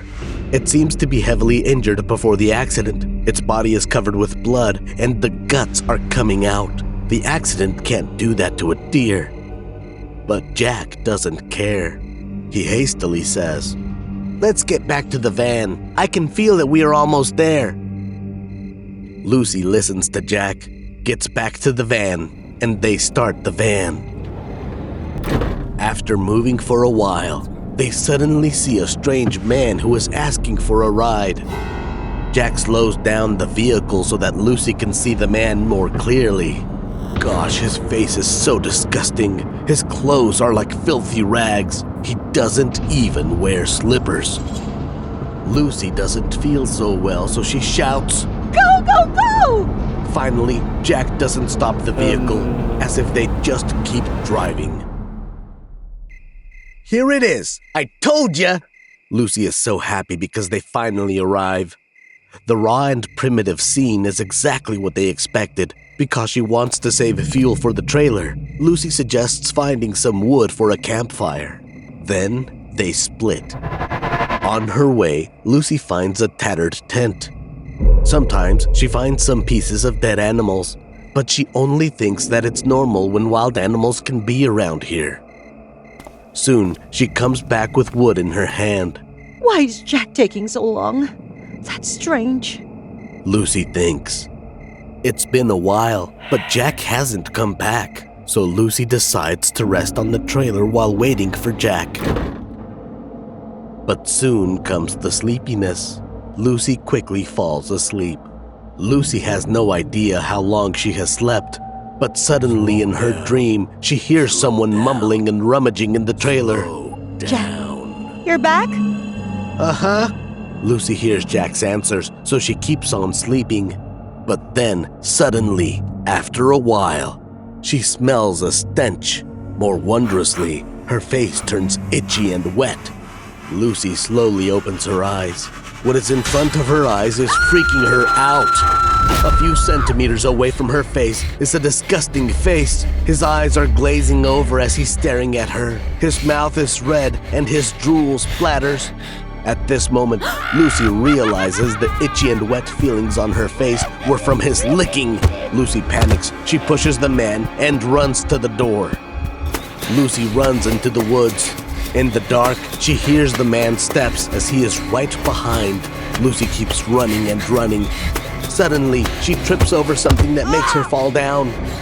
Lucy looks around and finds her surroundings sticky, slimy, sloppy.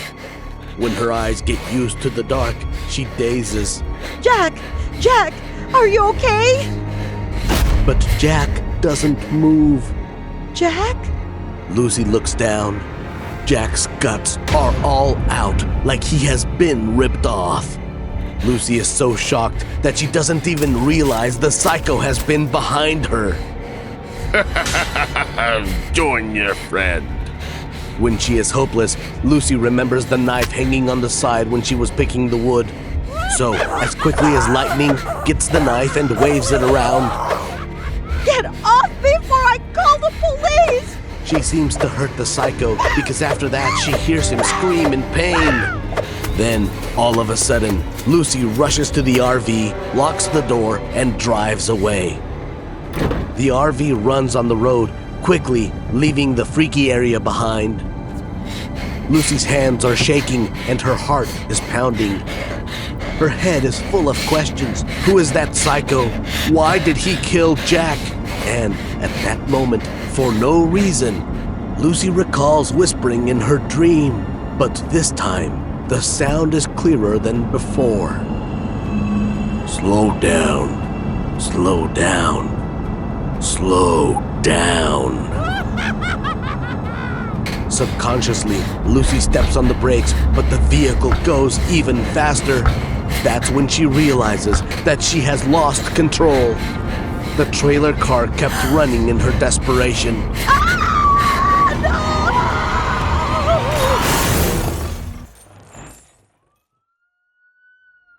An overnight fire claims one life in Escambia County.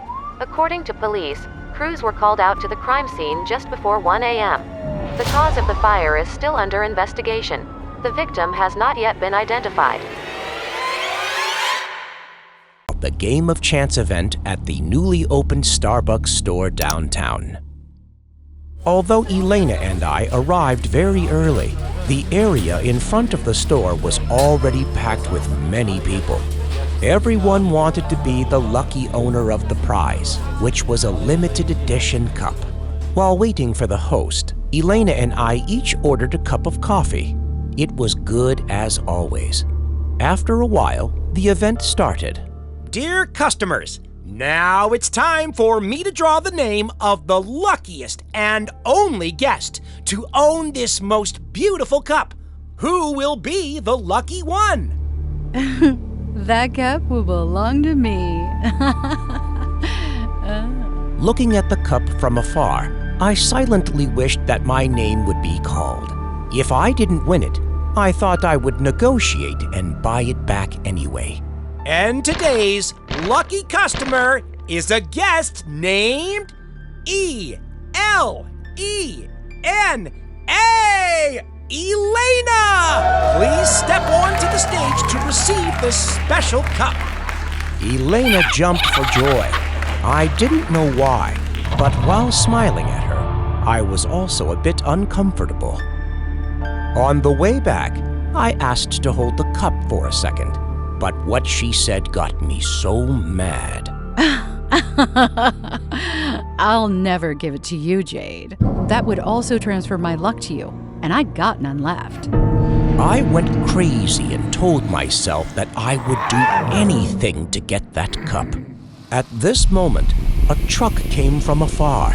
Elena was so happy about the limited edition cup that she didn't even notice.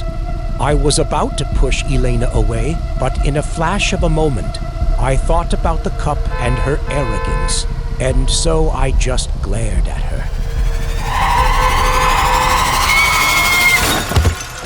The car crash sounded right next to my ears. Elena was now under the wheel of a truck. The Starbucks cup rolled out and stopped at my feet. I picked it up. This has to be mine. I turned to Elena and then ran off. The ambulance arrived shortly thereafter, but Elena was no longer breathing.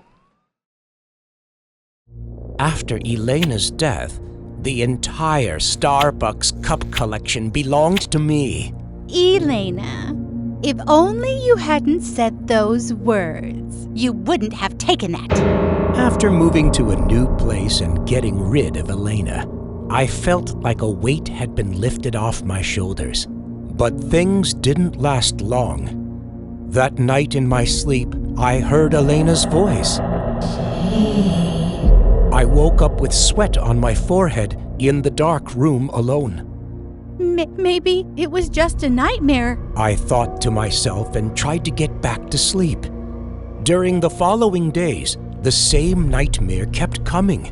I just closed my eyes and Elena's image appeared. After a few days of insomnia, my eyes were dark.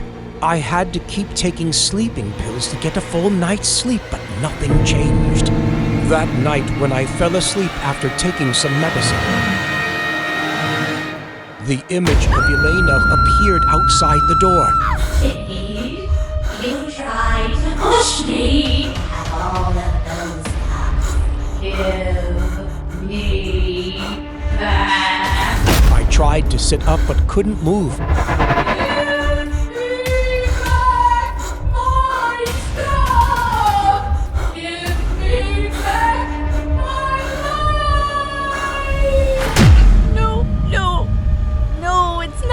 I struggled in despair. Elena squeezed my throat tighter. Just when I was about to suffocate, I was able to get up. During that night, I was so scared that I couldn't sleep anymore. The next morning, I collected all of Elena's cups and took them home to her parents. I wanted to tell them everything about how I knew the truck was coming but did nothing. But before I could say anything, Elena's mother cried and told me how Elena wanted to give me the cup for my birthday to surprise me. Oh, Elena. After hearing Elena's mother's words, on the way back home, my mind went blank. Suddenly, in front of my eyes was a girl holding a Starbucks cup with a happy face. Crossing the street, a high-speed truck was coming from afar. I didn't think much before screaming out and then running to push the girl away.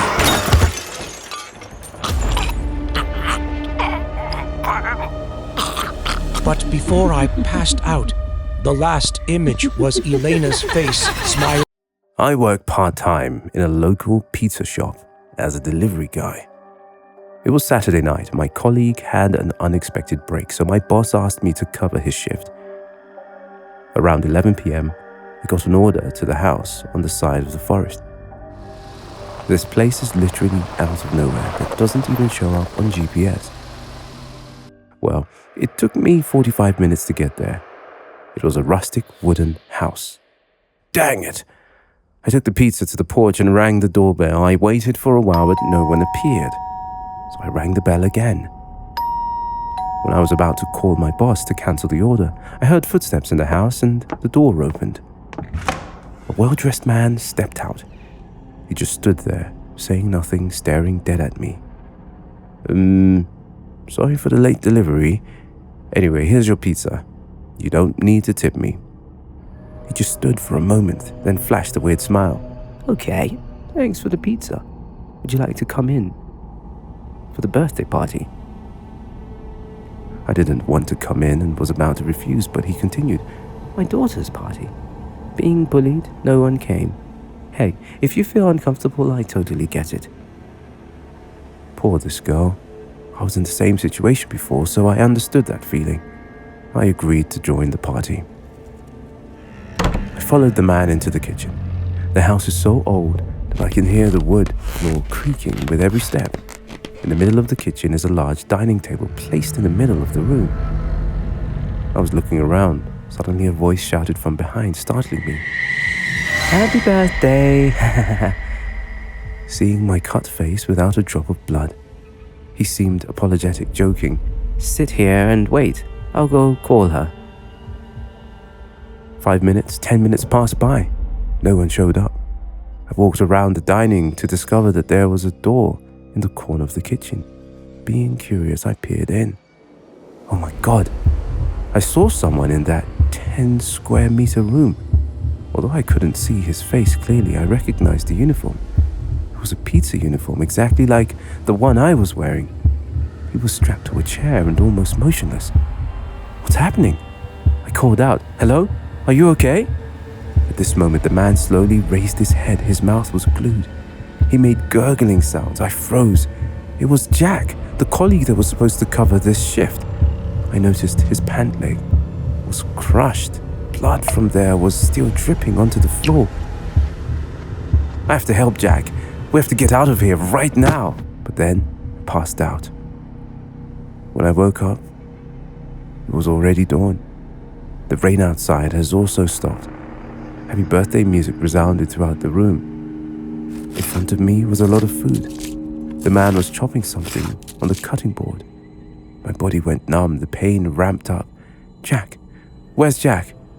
Why did you do that to him?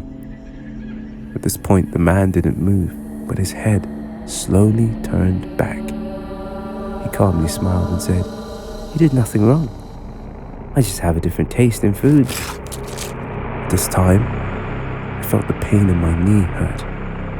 Burning. So bad.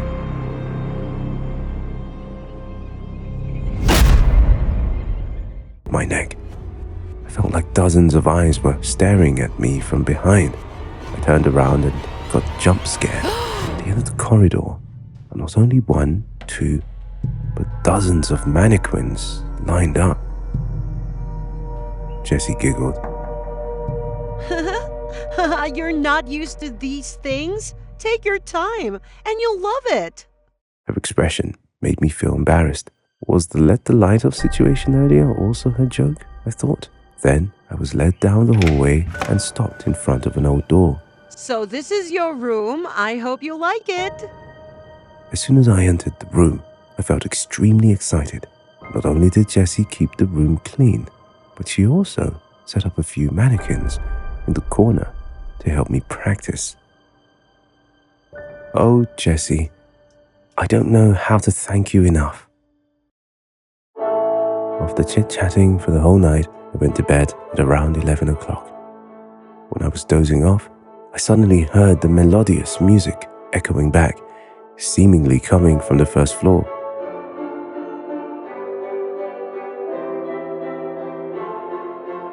Didn't Jessie say this place is so quiet? Why is there music at 2 a.m.? Unable to fall back asleep, I followed the music and was led down to the dining room.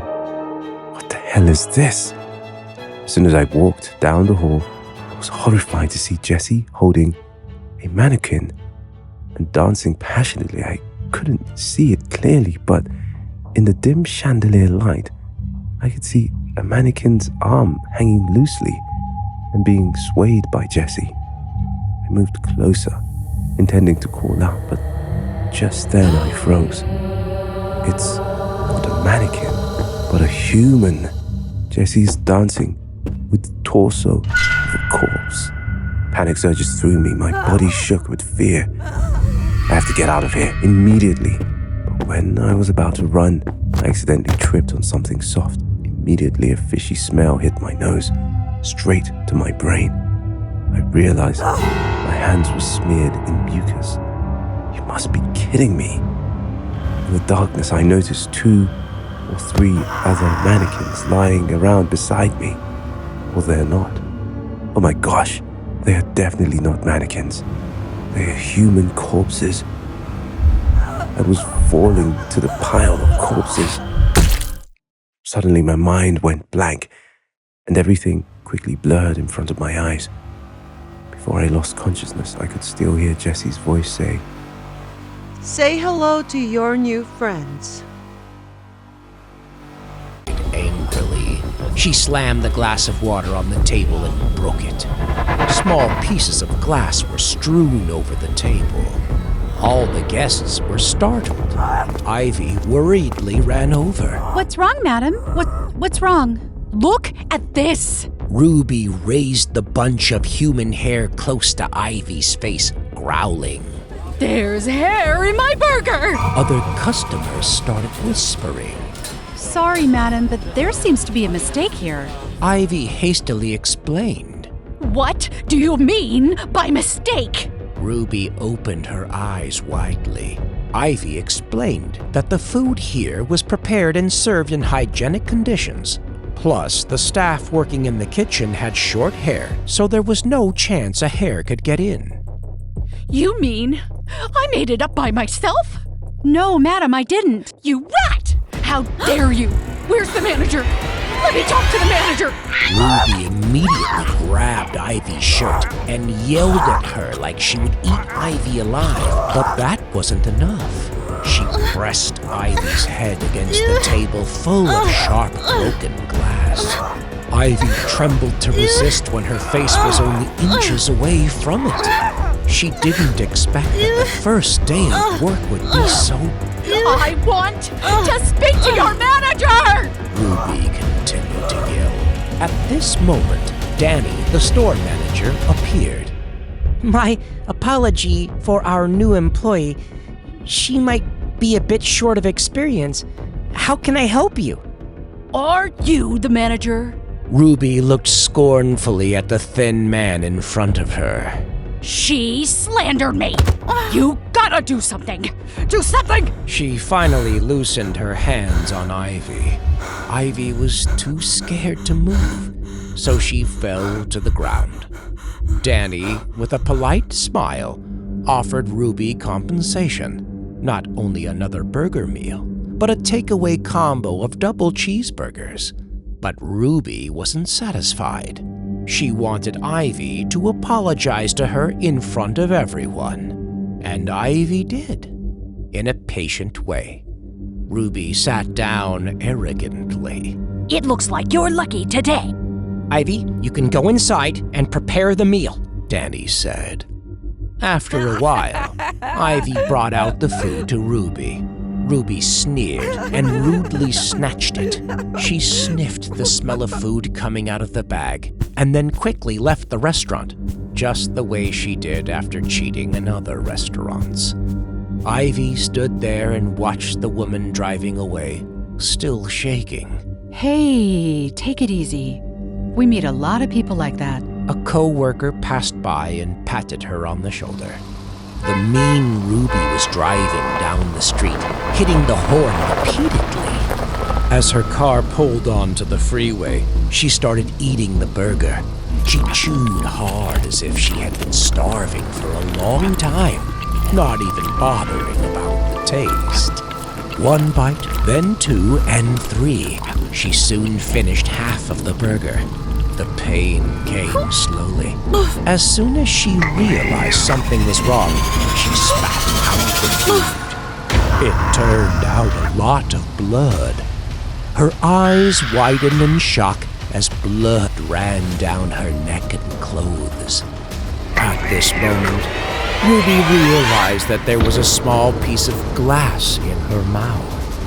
A stomach ache also started to hit her hard. She felt her throat burning and her stomach twisting with pain. Ruby quickly lost control. The car lurched and crashed into the roadside bar. It exploded shortly after. The incident was reported very soon. That's Karen's car. The co-worker in McDonald's panicked when she recognized the car and its owner, but then thought that it was fair. She deserves it. Ivy gave a forced smile, her eyes slowly moving to the trash. Oh, shit! Welcome to Hawaii. Chloe put a white shell necklace on me and kissed me on the cheek. Wow, it's so beautiful. Thank you. Then I was taken to a motel near the center. It was strange to see that the place was pretty quiet even in the traveling season. The guests are all gone for sightseeing, Chloe explained. The daughter of the motel owner, Chloe, was confident that she knew the island very well. She wanted to be my tour guide, and I said yes. So we took a tour in Hawaii, to the traditional market for some cuisine, and then to Waikiki Beach. Where are you going? I'm thirsty. I'm going to buy some water. Let me go with you. Well, okay. I found it a bit odd when Chloe tried to stay near me all the time. She even followed me to the bathroom door. Well, you don't have to follow me all the time, you know. No, you are a special guest. Then we met Chloe's boyfriend, Kai. As soon as Kai saw me, he shook my hand, hugged me, and kissed my cheek in the Hawaiian tradition. Aha! Welcome to Hawaii, my friend. Kai patted me on the back as if we had known each other for years. So Kai and Chloe took me around together. I was probably walking too fast or something, but the two of them kept falling behind my back. After a day on the streets, I felt quite tired, so I wanted to get back to the motel. But unexpectedly, Kai and Chloe came along. We have to make sure you're okay. You're a special guest. Well, thank you very much. Kai behaved so weird. He wasn't angry even when seeing Chloe laughing and getting close to me. Getting back to my room, I took a shower and then decided to go outside for a breeze. However, when I walked to the door and looked through the peephole, I was startled. What's wrong with them? I felt uncomfortable, so I opened the door. Hi, is there something wrong? No, not at all. Actually, we wanted to invite you to the beach party. Oh, I was reading into it. Wow, I'd love to. I was watching the pictures when there was a knock on the door. It was Kai and Chloe. It's time. Chloe handed me a glass of red wine. It'll bring you luck. Oh, this is so strong. I was surprised, and not until they both stood up and stared at me did I feel dizzy. There was something in the cup of wine. Before I completely passed out, I saw Chloe and Kai grin evilly. When I woke up, still a bit dizzy, I found myself tied to a pillar and Chloe busy doing something. She said something to Kai and he turned to me. Although I was scared, I pretended to faint to find a chance to escape. I listened to the conversation between the two and couldn't help but shiver. Were they planning for a sacrifice? Then my life would be at stake. When Kai untied the rope to bring me to Chloe, I quickly bit his ear. Kai screamed in pain and pushed me aside. I took that chance to run away. No time to see the direction. I just followed the small path and ran into the forest. While running, I could still hear Kai chasing from behind. The more I was scared, the more I tried to run, not daring to stop even for a second. I didn't dare to stop running until making sure they stopped chasing. Where was I right now? In front of me was a corpse tied to the tree. On its neck was a white shell necklace that looked exactly like the one Chloe had given me. It reminded me of the strange feeling I had when arriving at the motel. The feeling of being completely deserted. They've all gone out for sightseeing. Only now did I understand what kind of sightseeing Chloe was referring to. Suddenly, Kai appeared in front of my eyes and pushed me to the ground. He rushed to grab my neck.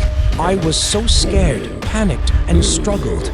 And in the moment when I thought I was about to suffocate, I, fortunately, grabbed a stone. I used all my strength to hit him on the head. He screamed in pain to let go of me. I immediately ran away. No longer seeing any of them behind, I kept running down the small path until finally escaping the forest. There was a rumor. No matter what you do, or what your purpose is, never stay at a Chuck E. Cheese till the 5th night. Because if you do, you will go crazy or even die for no reason. Nonsense! Stephen laughed at the story. He thought this rumor was stupid. So, are you still gonna take the job? The manager asked. Yeah. Stephen shrugged. Remember, after checking the electrical system, you better go back to the security room. Don't stay outside for too long, the manager said while handing the keys to Stephen before leaving. On the first day of work, Stephen tried to show himself as a responsible employee. The first duty was to check the electrical system. Chuck E. Cheese at night was so damn quiet. The dim light made it hard for Stephen to see things clearly, so he had to use the phone's flashlight. Well, it's broken. Stephen flicked on the broken light switch in the hallway. Then he decided to go to the electrical system room through the dining table area. How did it get here? Stephen was surprised to see the mascot of Charles standing in the corner of the room. He then pushed it to the backstage. After checking the electrical system, Stephen returned to the security room. So boring. He leaned on the chair, sipping hot coffee and looking at the security camera. Here came the very first nuisance. What the hell? Stephen noticed a guy in uniform sweeping the arcade. Hey, it's late. Stop cleaning. You can do it tomorrow, Stephen said over the microphone. But that man ignored his words. Hey! Stephen lost his patience. Damn it! He said angrily and decided to walk over to the arcade. Did you hear what I said? He mumbled. But when Stephen got there, the arcade was empty. There were only the game machines covered with dust in the corner. Lucky for you. Stephen went back to the monitoring room, thinking that the man had finished his job and left. This light work really bored Stephen. Even though he had finished a cup of coffee, he still couldn't resist the sleepiness. So Stephen closed his eyes and fell asleep quickly. The first 4 nights had passed peacefully. And soon came the 5th night. Stephen continued his boring job, walking around the store, checking the electrical system and locking all of the doors. Then he returned to the security room and turned on the cameras one by one. Each area appeared in sequence on the screen.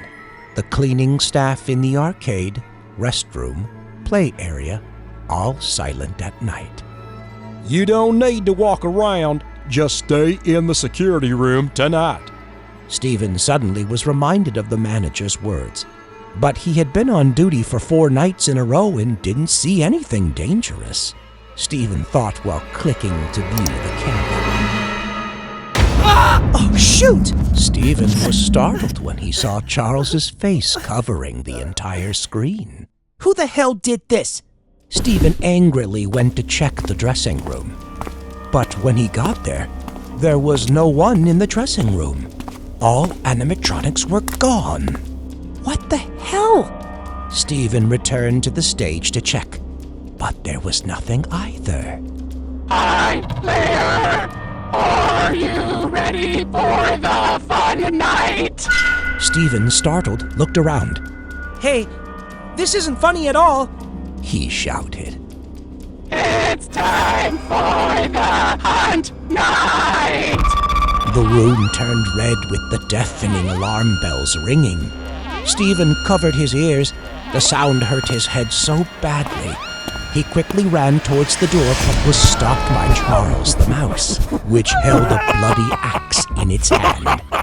Stephen panicked and ran off to the other side. The dark corridor was lit by the dim flashlights. Stephen ran in panic. The heavy footsteps with the evil laughter of Charles and the other mascots were right behind him. Ellen the chicken threw the axe but missed him. He kept running away.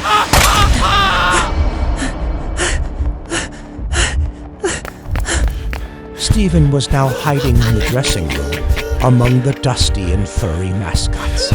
He tried to breathe softly so those horrible things wouldn't find him.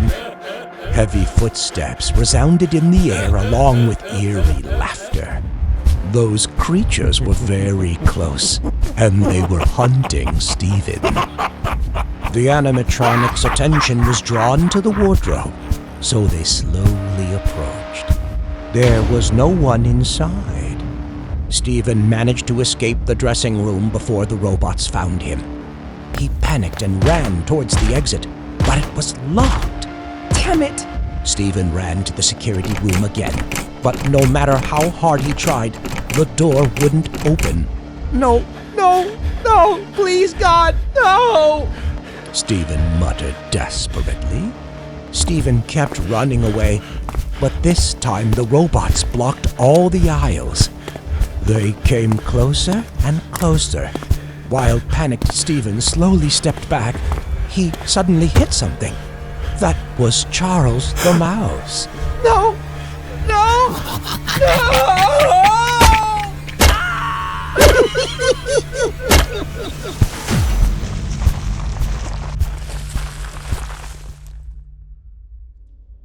The hunting night ended and a new day came. The mascots returned to the backstage, closing their eyes again as if nothing had happened. It's almost 11 o'clock. Hopefully they're still open. Marble said to herself. She was on her way home when the hunger pain came. She stopped by Burger King's drive-thru to buy some food. When she pulled up to the order machine, there was no staff's welcome. Why is it so quiet in there? Thinking a while, she raised her voice. Hello? Is there anybody there? I'd like to get some food. The order board lit up, but still no response. Hello? Can you hear me? Looks like I have to go inside to order. She drove to the pickup counter, inside of which was an employee dressed in a Burger King mascot. He was doing something in the kitchen. Hey you, I placed an order earlier in the drive-thru line, but no one was there, so I came inside. Hearing her voice, the man turned around and stared at her face. His eyes were bloodshot. His face was white. He was holding a piece of fresh meat, trying to spread an industrial smile. He said, "Hello, how can I help you?" He raised his hand to adjust the paper crown on his head. Marble was too hangry to care about this man's scary look. she immediately said, Can I order here? Sure, of course. Okay, can I have a regular hamburger and a strawberry shake? Got it. It'll just be a few minutes. 15 minutes had passed. Marble was still in the car waiting. What's wrong with this place? She rolled down the window and called inside. Hey! Why is it taking so long? I've been waiting for 15 minutes! Only silence. Fair enough. Let's go in there to see where my food is. Marble drove to the parking lot and entered the store. The store was unusually quiet. Suddenly, she heard rustling just above her head. She looked up to the ceiling and saw that somebody was crawling in a plastic pipe. Hey! Who's up there? That figure suddenly stopped. I know someone's up there! The shadow continued to crawl until the end of the pipe, then stuck its head out. It was a man in a Burger King uniform. Before Marble could say anything, the man raised a shushing finger, telling Marble to be silent. Then he whispered, "You should get out of here." Marble still didn't understand what was going on. She angrily said, What a bunch of nonsense! Then she walked over to the counter and peeked into the kitchen to see the mascot guy doing something. Marble loudly called out, Hey you! What's wrong with this place? Hearing Marble's voice, the man immediately turned around and stared at her. Oh, it's you! Yes, it's me. Where's my food? With that industrial smile again, he walked towards the cash register slowly. Are you hungry? Yes! I'm starving! Bring me my food! Just a second. He turned around, walked into the kitchen, and grabbed a hamburger with his hand. Here you go. A regular hamburger, right? Marble suddenly trembled when she saw the hamburger in his hand. It was not an ordinary burger. Between the two buns was a human hand still bleeding. At this moment, Marble suddenly remembered the employee crawling in the pipe earlier. She turned her shaking head to look at the pipe in the ceiling. Just then, the Burger King man yanked her by the hair and smashed her head against the cash register. Where are you looking? Aren't you going to take the burger? Marble cried and begged. Please! Please! Let me go! Eat your burger! While he spoke, the crazy Burger King man stuffed the burger into her mouth. Marble tried to resist, but the guy laughed and forced her to eat the human hand burger. Help! Please, help! Marble pleaded for help from the man inside of the pipe, but got no answer. No one can help you. No one! Now eat your hamburger! Now eat your hamburger! She had no more strength to resist and soon fainted. He grabbed her by the hand and dragged her into the kitchen. At this time, the other man looked down from the pipe and desperately said, "I'm sorry." Marble burst into tears and passed out. The next morning, the police received the report from Marble's family. They went to Burger King only to find 2 victims dead in a state of disfigurement, including Marble. Some of her body parts were scattered in the oven, and some were found in a blender. According to the employee in the pipe, the murderer killed the original employee wearing the mascot, then put on that suit himself, entered the staff area, and massacred the employees on that shift. Since then, no matter how hard the police tried, they never captured that Burger King murderer. But someone said that they could see a figure, a Burger King mascot, walking around at 11 o'clock at night.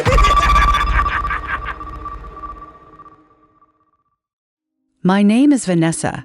I'm a full-time employee at KFC restaurant. This wasn't my favorite job, but it was my main source of income, so I guessed I had no choice. My boyfriend and I lived in a shabby apartment. Most of the time, our dinner was the leftovers I brought from work. Things seemed to be fine, until one night. It was a Saturday night. The restaurant was incredibly crowded, so I had to work from the morning to late night. While I was cleaning the table, I noticed a new customer sitting at a table in the corner. He was frantically waving at me. I thought he wanted to order, so I went toward him. He turned out to be a mime artist, and he was grinning. "What would you like to order, sir?" I gave him the menu, but this guy just stared at me and started performing like we were in a play. Looking at his gestures, I guessed he wanted chicken and fries. Something about this guy made me feel uncomfortable. With that plus the fatigue, I couldn't keep polite manners anymore. "Here's your chicken." His smiling face distorted in an instant. He stood up and did some boxing moves. I was too tired to say anything back, and that seemed to make him angrier. He raised his hand to make a shooting gesture. "If you don't order anything, then just leave," I mumbled. His face darkened. He put his hands behind his back and slowly moved toward me. I thought that was an attack, but it turned out he was trying to stab me with an imaginary knife. I admitted that this silly trick startled me for a second, but it didn't make him less ridiculous at all. So I grabbed a random imaginary rock and threw it at that jerk. He frantically dodged and ran out of the door while clutching his head. That stupid reaction made me burst out laughing. Today was not too bad for me. When my boyfriend Mark came to pick me up, I told him about the mime guy. We laughed and talked all the way home. When we got to the building and walked to our apartment, I saw someone dressing as a mime artist in a hidden corner of the hallway. "You okay? Are you tired?" Mark handed me a chicken thigh while seeing me bewildered. Probably the mime guy. Even so, I wouldn't be afraid of him because he was just a freak. For the next few days, I went to work in the morning and got the leftovers home at night as usual. It started snowing outside. After leaving work, I didn't see Mark waiting for me as usual. I tried to call him, but he didn't pick up the phone, so I got mad at him and walked home without him. As I reached home, I rushed to bed and fell asleep right away without even changing my clothes. The doorbell woke me up. I reluctantly went to the door to see through the peephole. I recognized Mark by his green beanie, but he was standing with his back to the door, maybe with something surprising. I opened the door, mumbling, "Did you forget the key again? Where have you been?" But that person wasn't Mark. That was the mime guy with the white painted face. I just looked at him in shock. He took off his hat, bowed to me, and grinned again. Then suddenly he saw something. He slipped past me and went straight to the KFC chicken bag on the table. What the hell is going on? He took the chicken out onto the table, then rubbed his hands together as if he were very hungry. He picked up a chicken thigh and began to devour it. Then suddenly he stopped chewing. His eyes lit up as if catching up with a new idea. He turned to me and made a gesture of enjoying the fries and ketchup. I couldn't keep watching this jerk burst into the house and eat Mark's food without permission. I jumped in and yanked the food out of his hand. "Get out! I called the cops!" His face darkened and he acted as if he pulled something out from behind his back. I still thought it was an imaginary knife, so I grabbed it. I could feel the pain and blood started to flow out. The sharp blade of the knife stabbed in my hand, but it wasn't enough for him. He kept stabbing me with the knife, but I managed to dodge. I ran out of the room, terrified, while that crazy man chased me right behind. I rushed into the elevator and frantically pressed the close button. The moment he was about to hit me again, the elevator closed and the knife fell right in front of me. I crouched in the corner. Couldn't believe such terrible things had happened to me. When the police arrived, the only thing they found at the messy scene was a bloody knife with no fingerprints. A few days later, they found Mark's body buried in snow near the KFC restaurant. The mime's identity was never found. After that, I quit my job and never even dared to step into any KFC again. For many nights, I woke up startled and saw in the corner of the room, there was that freaky mime holding a bag of KFC chicken and smiling at me. Brittany, Valerie, and Allison were a group of close friends who went to play Escape Room Backroom version. In this version, players didn't have to discover clues or solve puzzles to find the exit, but they would experience the levels via VR glasses. Different levels had different frights that the girls had to face to find the way out. After taking 3 pills of cardiotonic from the game instructor, they put on the VR glasses. When Brittany opened her eyes, she found herself in a yellow hallway filled with an annoying musty smell and absolute quiet. Picking up her walkie-talkie, she gave it a try by calling her friends. Hello? Val? Alice, do you hear me? Yes. All right, girls, let's rock. Brittany walked on the deserted hallway. There was nothing but her footsteps. She had passed many turns, but hadn't found anything else along this empty hallway. Where's the door? I found a door. Pity girls. I'm winning this game. Valerie said in the walkie-talkie. Brittany seemed a bit impatient because Allison soon also found the door to the next level while she was still in the same spot in the empty hall. Suddenly, she saw a monster ahead in one corner.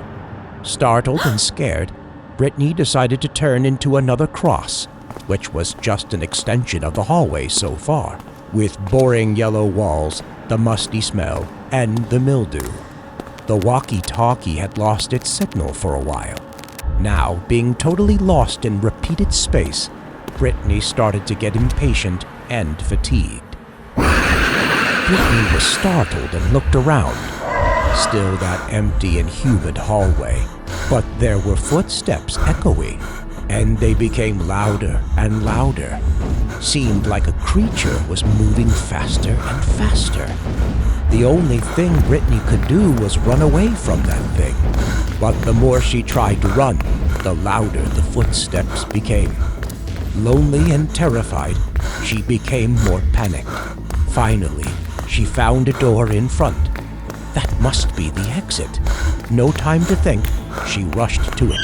And at the very moment when she twisted the doorknob, something touched her back. Brittany sat down for relief and then tried to call the others. Alice! Val? Anyone hear me?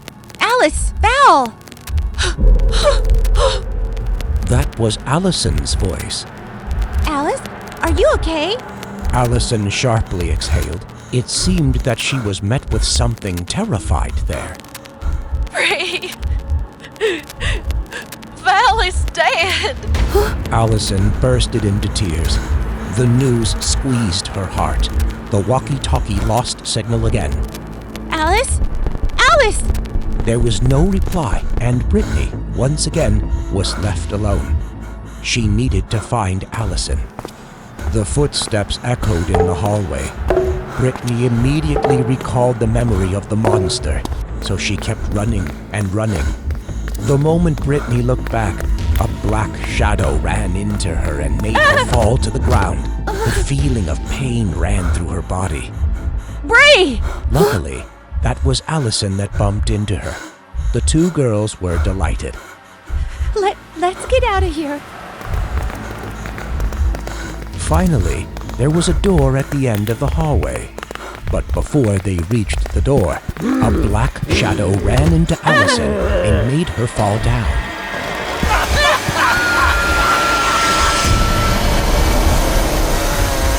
No! Brittany screamed when she saw the sight. She couldn't feel her legs anymore, and she just kept shivering in fear. The man in black costume turned into Brittany. Having no time for tears, she rushed to the door. When she opened it, a bright, lighted space swallowed up her whole body. Brittany woke up, panicked, and looked around. There was still the room with the green screen, but the two chairs were empty. Allison? Valerie? They've gone already. The game instructor suddenly appeared from the middle of nowhere. Brittany checked her phone. They didn't wait for me then. On her way home, she she was still scared of what happened. Then she was startled when she found the bloodline on her shoes. The memories of the hallway Hi, my name is Noah, and I'm 10 years old. At this age, I'm supposed to hang out and party all day. Yet, my parents are a bit overprotective. They still hire a babysitter to watch me 24/7. Her name is Evelyn. This week, my parents are on vacation, so it's just me and Evelyn at home. Since my parents are not home, I have the whole house for myself. I've been laying down on this couch playing PS4 for what seems like hours. What? It's already 9 o'clock? It's strange. I don't even see Evelyn around. I still haven't had dinner yet. My stomach grumbles. Playing the game is more exhausting than I thought. Evelyn?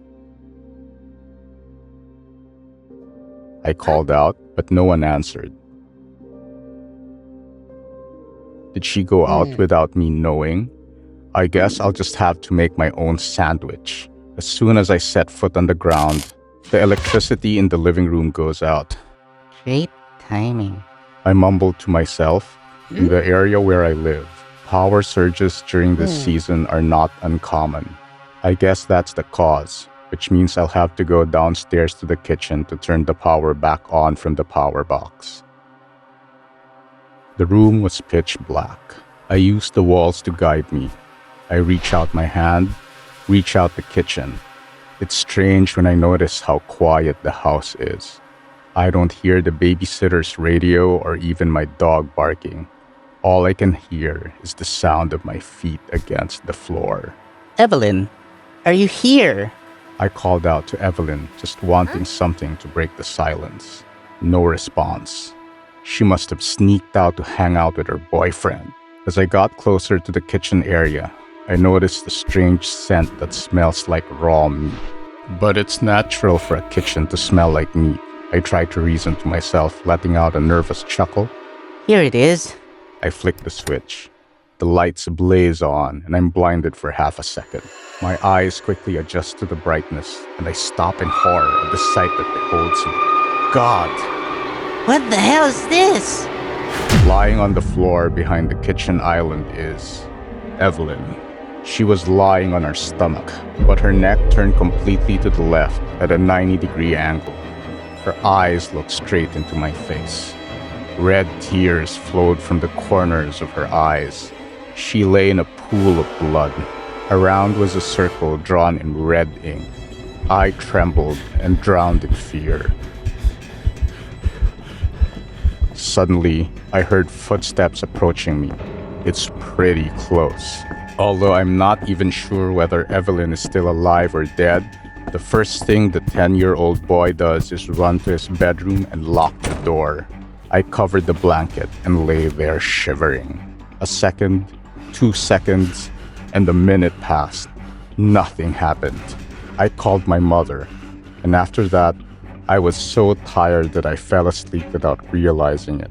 The sound of footsteps grew louder, louder. Someone opened the bedroom door. I woke up. Turns out it's just a nightmare. I heard the car engine outside the window, then the door opening. Mom is back with the police. In the end, all they found was a plugged-in PS4. The kitchen, the floor were empty. There was no sign of Evelyn or the circular bloodstains I described. I felt guilty, yet relieved. Maybe I was playing games for so long that I imagined that all. I apologized to my parents and went to my bedroom. As soon as the light came on, I was once again frozen. From the door, there's a set of bloody footprints that circle my bed, and then disappear under it.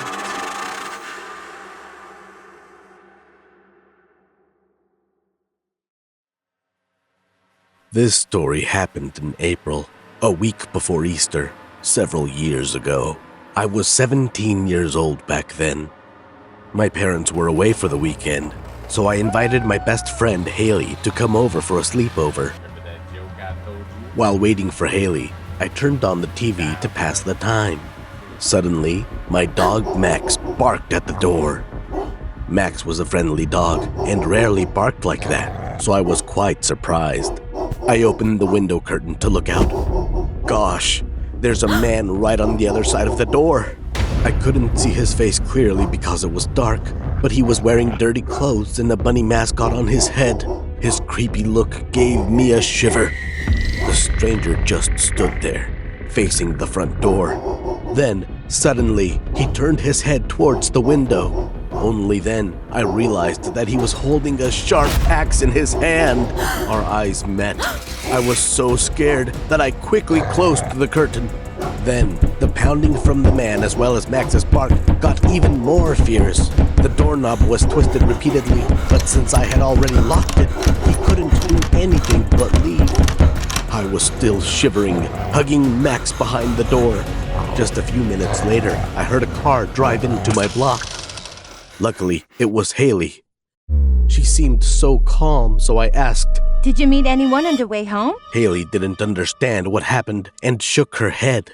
When I told her about it, she burst out laughing and said, "Haha, you're such a coward. Maybe it's some Easter freaks trying to tease you." Phew, maybe she was right. Haley brought a lot of snacks for the sleepover. We watched movies until late at night before going to bed. Before going to my room, I didn't forget to check the front door. Locked! But as soon as the TV was turned off, Haley turned to me. Shh. I listened. Gosh, the footsteps again. I looked at Haley, and she nodded, indicating she heard the same thing. The footsteps bounced from the back of the house. He's heading to the kitchen door! I trembled. Oh no. I was going to let Max out for a while and then lock the door. So I forgot. The kitchen door is not locked. Fast as lightning, the shadow of Bunny's head appeared in the window. And just like that, the knob was turned and the door was wide open. Run upstairs now! Go, go! As I was frozen with fear, Haley shouted. I held the phone and carried Max to the bedroom. Haley and the Easter freak were just a few steps away from me. My mind went blank. I dashed into the bedroom. When there was only the last step left, Haley tripped on the last step and fell to the ground. I was about to rush out when she jumped up and yelled, "Lock the door! I'm going to your parents' room!" I did as she said, latched the door, and also heard the door close from my parents' room. Trembling, I dialed 911. It's 911. What's your emergency? Please help us. There's a murderer. Then I suppressed my fear and read the home address to the operator. But at that moment, I heard Haley's voiceless scream. Only then did I remember, in this house, only my bedroom door had a lock. I heard an axe hitting the floor and Haley screaming for help and crying and screaming, but my whole body stiffened, unable to move. And then, everything fell into an eerie stillness. I could even hear my heart pounding in my chest. I'm going to die. I'm going to die. No! The door to my room suddenly attacked. I accidentally turned on the speaker to hear. The police will be at your address in a minute. Try to hold out. The bunny man must have heard it too, because he stopped destroying the door. Then he turned his back and dragged the body of Haley, my poor friend, out of the house and disappeared in the dark. Even though I was the survivor, I had been traumatized for a long time, and that was why I ended up in a mental hospital. Good job, Lila. You are now eligible for hospital discharge. If you need anything, just contact us.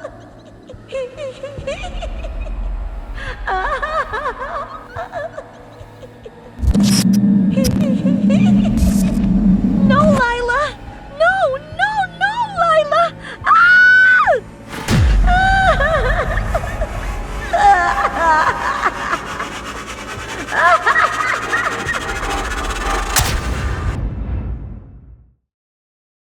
My name is Roy, and this story happened to me many years ago. It was a December night Mr. Hudson, my neighbor, had to go to work, so he hired me as the babysitter. Since I needed extra income, I agreed. When I got there, Mr. Hudson was about to leave. He also gave me a little rundown on what to do with Riley, his 5-year-old daughter. Riley turned out to be very sensitive. Lately, she had been having nightmares and was so scared that she even screamed in her sleep. Well, I bought her a new Kissy Missy at first. Riley loved it so much. A few days passed and she changed. Every time she sees it, she screams. Also, Mr. Hudson told me to stay in his room after tucking Riley so that she could feel at ease. Yes, sure, I can do that, I said, and waved goodbye to him. Around 10 o'clock, I took Riley up to the bedroom and was immediately blown away. When I heard about the Kissy Missy stuffed animal, I didn't think it was this big. As I was tucking Riley in, she seemed scared and still wouldn't close her eyes. "Sam, I'm scared. Kissy Missy keeps staring at me," she said, like this thing can make its own decision. That's what I thought. But I still need to find a way to comfort her. It's all in your head, Riley. Kissy Missy is so cute. And besides, well, look how soft its fur is. She insisted on not letting me go. Okay, what about I'll take Kissy Missy to the other room and let your door open. Then whatever happens, you just scream and I'll be there. The move worked. Riley slowly closed her eyes. I made sure she's asleep, then leaving the door wide open and dragging Kissy Missy to the next room. Jesus, how much is this thing worth? It's way heavier than I thought. It took me a while to drag it to Mr. Hudson's room. I sighed in frustration and went to bed to watch some TV. For some reason, Kissy Missy gave me shivers. Was it looking at me like that before? No wonder Riley has been having nightmares. But then I laughed to myself because of my rich imagination. I wake up in the middle of the night. The TV was still on. I turned to the corner of the room to find out that Kissy Missy was no longer there. Wow! Riley was unexpected, huh? I decided to go downstairs and make a sandwich. Riley's door was closed. She must have sneaked into my room to get her Kissy Missy while I slept. I headed to the kitchen and gave my phone a quick check. A few missed calls, all from Mr. Hudson's number. Even though it was 12 o'clock at night, I still called back to make sure everything was okay. Oh, nothing's urgent. I just called to check. I told him everything was great and he didn't need to worry. Then, Mr. Hudson needs to get back to work. Before ending the call, I joked to him, "Riley literally fell in love with Kissy Missy again, Mr. Hudson. It took me a lot to drag it to your room, but Riley sneaked in to take it back." There was a long silence on the other end of the line. But somehow, I knew my neighbor hadn't hung up yet. Seeming to realize something, his voice turned strangely urgent. "Get Riley now. Get her, and you both get out of that house." I couldn't digest it. Riley never ever wakes up in the middle of the night. Never. Just then I heard screams. The fear spiked. I dropped my phone and rushed upstairs, but it was too late. The window was wide open, and Riley was nowhere to be found. Kissy Missy was collapsing right next to the bed, fur sticking out of its back, revealing an empty space inside.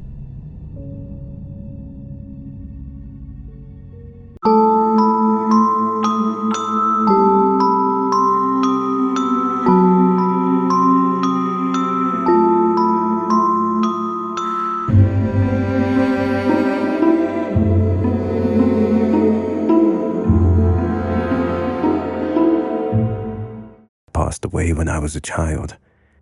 As a teen, I used to stay up way past midnight every night, watching terrifying videos on YouTube. My mom had always emphasized the importance of sleeping well to me and would definitely disapprove of my late-night routine. So I knew that if she caught me at that time, I'd be in big trouble. When I was 16 years old, my peaceful town was in turmoil as some children were suddenly disappearing. But you know, in the countryside, it's normal for kids like us to run away from home for a few days. Facing this news, my mum even grew more and more paranoid. Every night, I'd hear one of them wandering into my room, checking on me. And every night, she always checked on my brother, Daniel, first, and then came to my room. Even though she tried to walk softly, I could hear her footsteps. I'd immediately turn off my light and pretend to be asleep. I heard the door open, and my mother's tiptoe stepped into the room. I wondered if she knew I wasn't sleeping, because often it was only after what seemed like hours before they'd finally leave. The 16-year-old me felt my privacy was violated. However, I didn't dare cough a word because that only confirmed her suspicions. It was Saturday night. My mom got the news that my grandmother had been sent to the emergency room, so she had to leave home that night. Before heading off, she gave me a stern word reminding me to lock the doors and take good care of Daniel, who was so scared of ghosts at that time. She told me she'd be watching through the security cameras to make sure I'd follow that properly. To be honest, I was quite glad that I had the whole evening to watch horror movies. My mother had just left, so I called my friend to bring me the movie, Silence of the Lambs, to watch. A few minutes later, my friend arrived, holding the DVD in hand. I was extremely excited and hurriedly turned on the TV to watch. Meanwhile, my brother Daniel sat next to me coloring. Now it's 10 o'clock. I urged Daniel to go to bed. It took me half an hour to settle him down. I gently closed the door and went to the living room to finish the movie. I couldn't have my mom knowing that I was staying up late, so I did something naive and ignorant, something I'll always regret. I turned off the security cameras. For the next 2 hours, my eyes never strayed from the screen. It was late at night, and the movie gave me goosebumps. Sometimes I feel like someone is standing behind me, but I know it's all made up in my head. Around 12 o'clock, I suddenly heard the door creak from Daniel's room. Maybe my brother got up to drink water. For a while, still not leaving the screen, I called out, "Daniel, are you not asleep yet?" No one answered. Feeling strange, I went to Daniel's room to check. The door was still closing. "Daniel?" I whispered. He didn't reply, but I could see him under the cover. I went back to the living room to finish watching the movie. It was about to reach the climax of the movie when suddenly I felt a strong wind blowing from nowhere. I glanced quickly toward the corner of the room. The main door was unlocked. The strong wind blew it open. Oh my God! This is bad! This is so bad! Could it be? Having a bad feeling, I grabbed the baseball bat and crept up to Daniel's bedroom. "Daniel, are you asleep?" Usually this noise would have woken him up. I knew something was wrong. I turned the blanket over to check. What? Lying in the blanket was not Daniel, but a strange man I had never seen before. He was pale, and his eyes were bloodshot and had huge gaping fangs under them. While I was still motionless in fear, he grabbed my hand and squeezed it. Shocked and panicked, I smacked him on his disgusting face with my baseball bat. I hit him so hard that blood splattered my face, and eventually he had to let go of me. I rushed to my bedroom, locked the door, and called the police. I was so worried about Daniel. I hadn't seen him ever since. Had he been kidnapped? No, I don't want to think about it. My poor Daniel. A few minutes later, the police arrived, and my mother was home shortly after. The stranger was nowhere to be found. All they found were bloodstains on the bed, and Daniel, my dear brother, shivering in the closet. He must have been like me, pretending to be asleep and hiding in the closet as soon as he heard a strange noise at the door. And since I turned off the camera, the police never found him. A few months later, when things had calmed down, I joked with my mother, "I see why you're so worried that you have to check my room every night." My mother looked at me with concern. What do you mean? I never checked your room after you slept.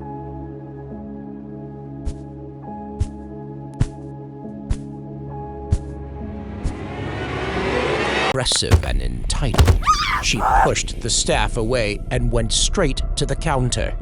Hey, what happened to your ears, mashed potato and fried chicken? That woman said. Ma'am, you're not wearing a mask. We can't give you food, said my colleague Ryan. What are you saying? I said I'm hungry and I need food immediately! She ignored all the things we were trying to say. Suddenly, she climbed onto the counter and yelled at Ryan. Make me something to eat! Do it! She threw things around and just stood there screaming at Ryan. That was when I stepped in. Ma'am, please calm down. She turned to me. I will stab you! Bring the mashed potatoes and chicken over here! She screamed, then scratched her own face. God, I thought she'd gone crazy. We can't do that because you're not wearing a mask, I tried to explain calmly. I'll stab you now! Bring the food here! The woman waved her arms and cursed with a defiant attitude, and her terribly scratched face. She ignored all my words and yelled loudly. Get me the goddamn food!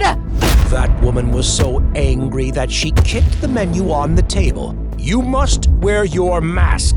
The angry woman cursed at me with vulgar words and then jumped off the counter. This restaurant is disgusting! You're disgusting! Then she stormed out. After the crazy woman left, we all sighed in relief. Though I hadn't gotten myself together yet. This was the first time I'd seen such a Karen in real life. We didn't want that kind of customer ever again. So I just quietly cleaned up everything and went back to work as usual.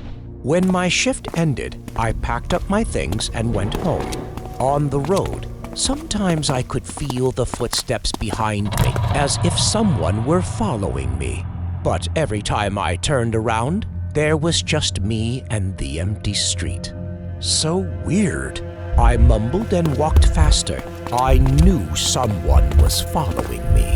Suddenly, I turned around. Sure enough, someone hid as soon as they saw me. I swallowed hard, clenched my fists, determined to find out who they were. So I walked very slowly towards the alley. Karen jumped out of the alley and ran toward me. Fortunately, I caught her hand before she could stab me. Oh my God, she was so strong. I told you I was hungry. Don't you understand? The woman growled. She was crazy. Her eyes were bloodshot. Her mouth was drooling as if she wanted to eat me alive. She pushed down the knife. Luckily, I dodged to the side just in time. I pushed her away, but she wouldn't stop. That crazy woman took the javelin towards me and took one bite. I struggled to push her away. That tastes good. This woman was a psycho. Please, calm down. I held back the pain, trying to convince her. Go to hell! But she didn't listen. She clutched the knife and pounced on me. You! She shivered, laying on the ground, blood flowing from her stomach. It was your fault! I was so scared, and my mind was a mess at that time. I didn't know what to do. Help me! She moaned. I was so scared that I left the woman and ran all the way home. All that night I couldn't sleep well. I wished all these things were just a dream. The next morning, the police arrived at my door. Only then did I know that that woman last night was discovered and taken to the emergency room in time so she was not in danger. And even though she stabbed herself in the stomach, I couldn't help but blame myself. God, if only I had served her food at that time.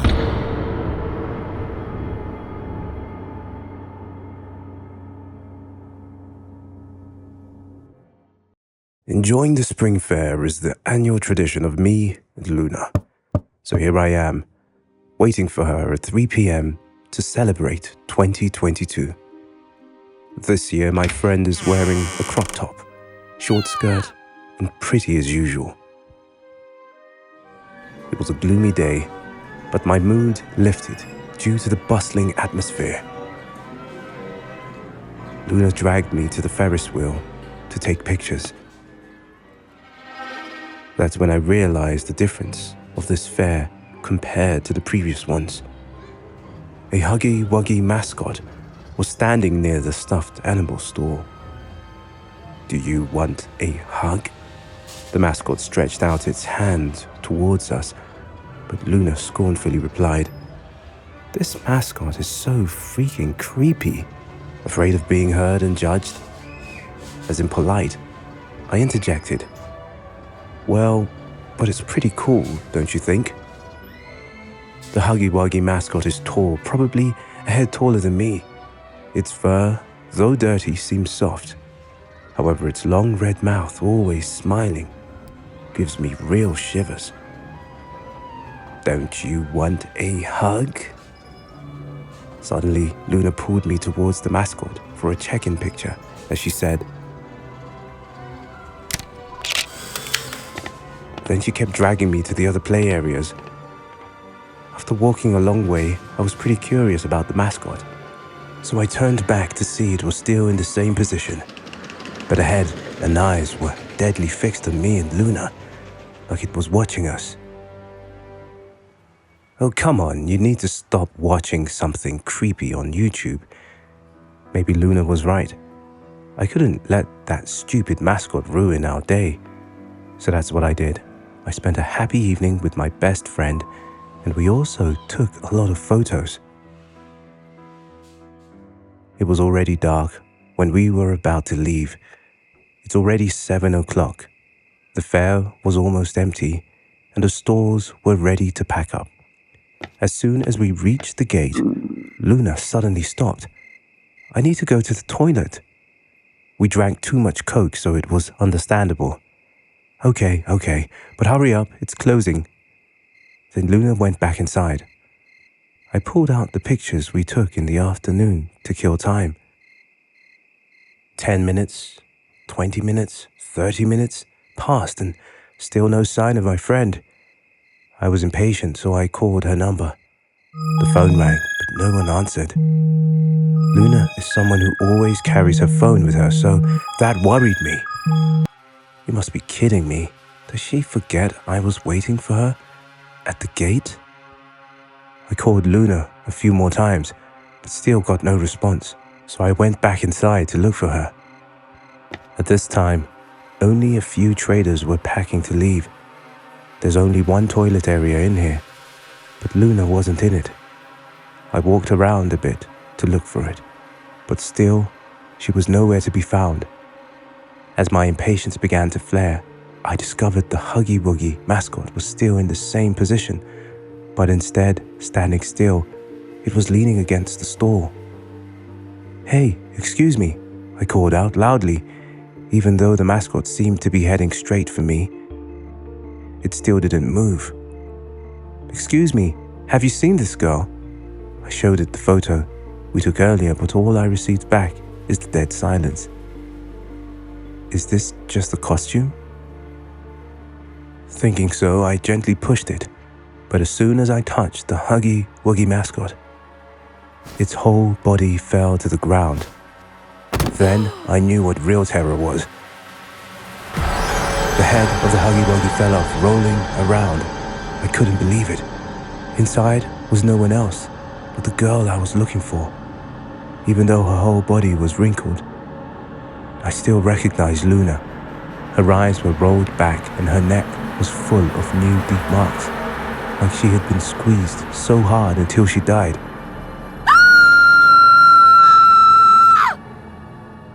No one knows what happened. I don't know. Neither do the police. The investigation hit a dead end.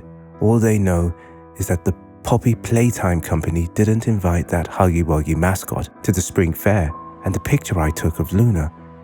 In that picture, the Huggy Wuggy was standing behind my friend.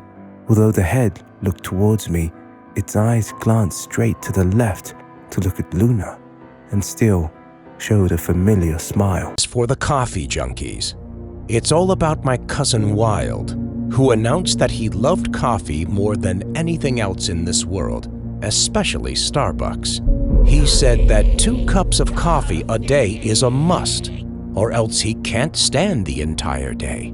I thought that it would be fine at first, until one day, Wild became out of control.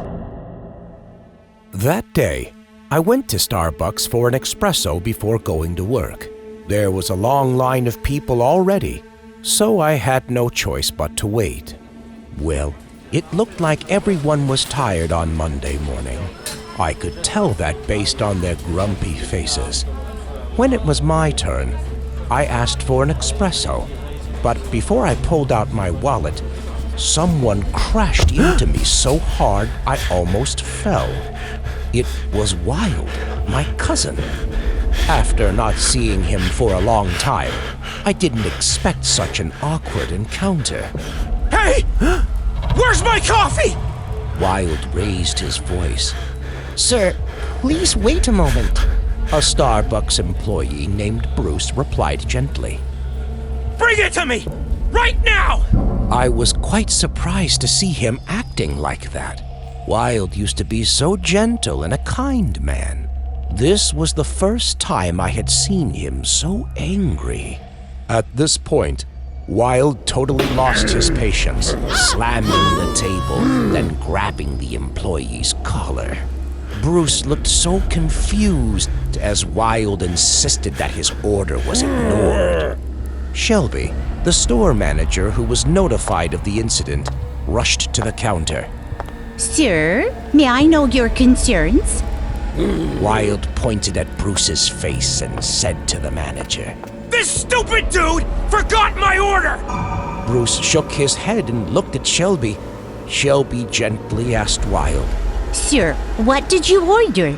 "Go and ask your silly staff!" Wild yelled. Bruce pulled Shelby to a corner. "This man has finished the 7th cup. That's too much. Give me the coffee!" Wild still screamed. Sir, please calm down. It seems to be a misunderstanding here. Could I invite you into my office? Shelby politely walked over to the guest. No, just bring my drink here, right now! Everything got worse when Wild refused to leave and the customers in line started to get impatient. Hey, Wild, stop it! I murmured, but he didn't seem to recognize me at all, which was so weird. At that time, another guy in Starbucks uniform walked out with my order. I was about to get the drink, but Wild was faster. He grabbed the hot cup and shoved it in Bruce's face. Bruce screamed in pain, clutching his face, which was now burned by the heat of the coffee. Oh my God! The espresso I ordered was extremely hot. Everyone was shocked. After doing that horrible thing, Wild stood panting with an empty cup in his hand. The manager immediately called 911 while others helped Bruce with first aid. Wild was still angry and kept glaring at Bruce with hatred. That stupid rat forgot my order! Wild returned to his seat after I dissuaded him, but his displeasure was still evident on his face. Bruce's burns were severe. Shelby allowed him to skip the shift to see the doctor. In the end, Shelby had to offer to compensate Wild. Even so, he still grudgingly took the cup and went back to his seat. The coffee cups were brought out to Wild one by one. He drank each cup in a single gulp, but that wasn't enough. Bring me more! More! His eyes quickly turned bloodshot, and he growled at Shelby. No one dared to stop him because he was still holding the porcelain cup in his hand. More! More! More! He just laughed and yelled. He kept drinking until they brought him the 10th cup. It didn't matter if it was iced or hot coffee. He just chugged the whole cup right away. It seemed he had lost all taste and sensation. I want more coffee! I want more coffee! He laughed as he grabbed Shelby, shoving the entire cup of coffee into her mouth. Even though the cup choked her, he still tried to force Shelby to swallow it. She would be suffocated by his damn actions. Coffee! Coffee! Wild had gone totally insane.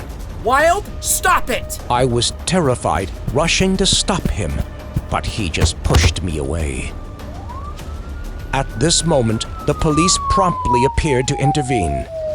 Coffee! Even when he got caught, he didn't stop screaming. Wild was taken to the hospital for neurological treatment soon after. The Starbucks store also banned him. Bruce quit his job because of the shock, and I haven't seen him ever since. 1 week later, Wild's condition was improved, and after hearing what happened, Wild didn't recognize himself anymore. As for me, after that incident, I switched to drinking tea instead of coffee, especially chai tea.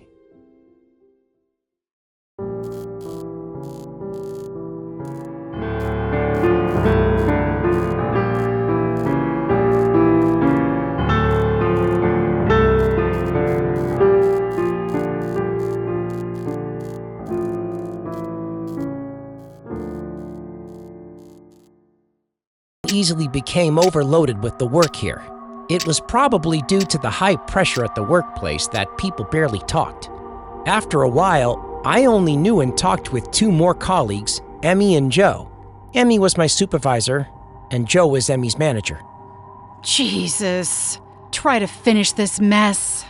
I couldn't contact Joe for a few days. Maybe he died somewhere. Emmy angrily threw the documents on my table and left. It was already 8 o'clock. She must have been exhausted from taking over all the work since Joe didn't show up. Luckily, our boss was so understanding and kind. Every day around 10 p.m., he usually gave us some brain-boosting water. To me, it was like an elixir. I always felt so awake and refreshed every time I drank it. Since then, it had become my new beverage, despite one side effect. I often lost sleep in the next few days. That day, as usual, I stayed at the company quite late with a bunch of documents. I went outside for a cigarette. While standing next to the exit door, I suddenly heard some strange echoing noises from downstairs. I worked on the 20th floor of the building, and there was barely anyone who came here at this hour. But that sound still stirred up the air. It sounded like someone jumping up and down the stairs. Then came the giggles, so monstrous in the still air. So strange. What's wrong with the janitor? I returned to my desk. Emmy had been off for 3 days already for unknown reasons. It also meant all of her work now fell on me. It was 9 p.m. I breathed a sigh of relief after the work was done. I packed up my things to go home. I hated the elevator here. It never reached our floor since the 20th floor button was broken. So I had to walk downstairs to use the elevator. Suddenly, I heard the same strange noise again. The clattering footsteps on the stairs and the giggles. but it was louder this time, and coming from upstairs, I called out, "Who is it?" The noise stopped for a few seconds, but then it got faster and louder. I saw a figure appear on the dark stairs. It looked like a woman with loose hair covering most of her face. I approached her and asked, "Hello? What's the matter?" As soon as I finished the sentence, the woman slowly raised her head, revealing a wild face. Her eyes were bloodshot, like she hadn't slept in a week. Oh my God! That was Emmy! She was tightly holding a large stapler in her hand, which was covered in a red liquid that smelled like blood. While I was still frozen with fear, she burst out laughing like crazy and rushed toward me. I thought she would jump on me, but no, she kept jumping on the stairs, then burst out laughing again. I was so scared and quickly ran away. After getting in the car, my heart was still pounding wildly in my chest. I saw a crowd gathering in front of the building, but I was too panicked to care. That whole night I couldn't sleep, even until my alarm went off at 7 a.m. I still couldn't close my eyes for a while. If everything keeps going like this, I might go crazy one day. But I loved this job and wanted to follow it to the end. Emmy still didn't go to work today. Maybe she just gave up like Joe.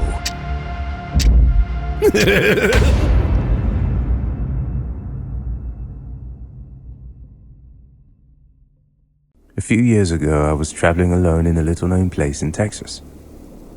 I had planned to stay there for 1 week. However, the blizzard brought traffic to a halt, so I ended up being there for almost a month. As a fitness lover, the first place I went to check was the gym.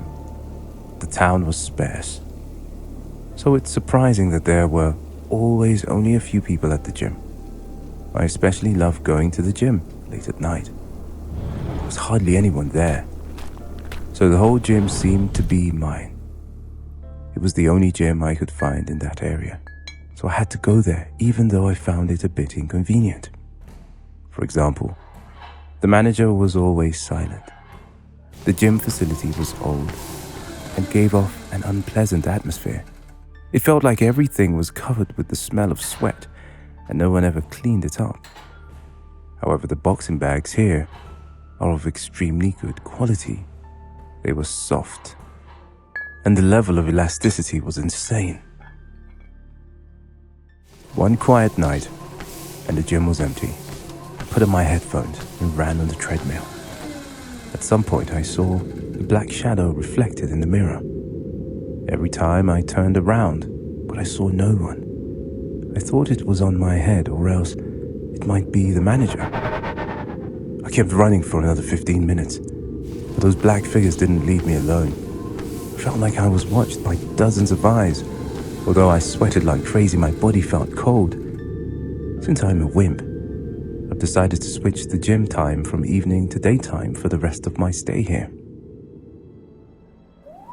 On the last day before I left, I went to the gym for the last time. From afar, I noticed crowds of people.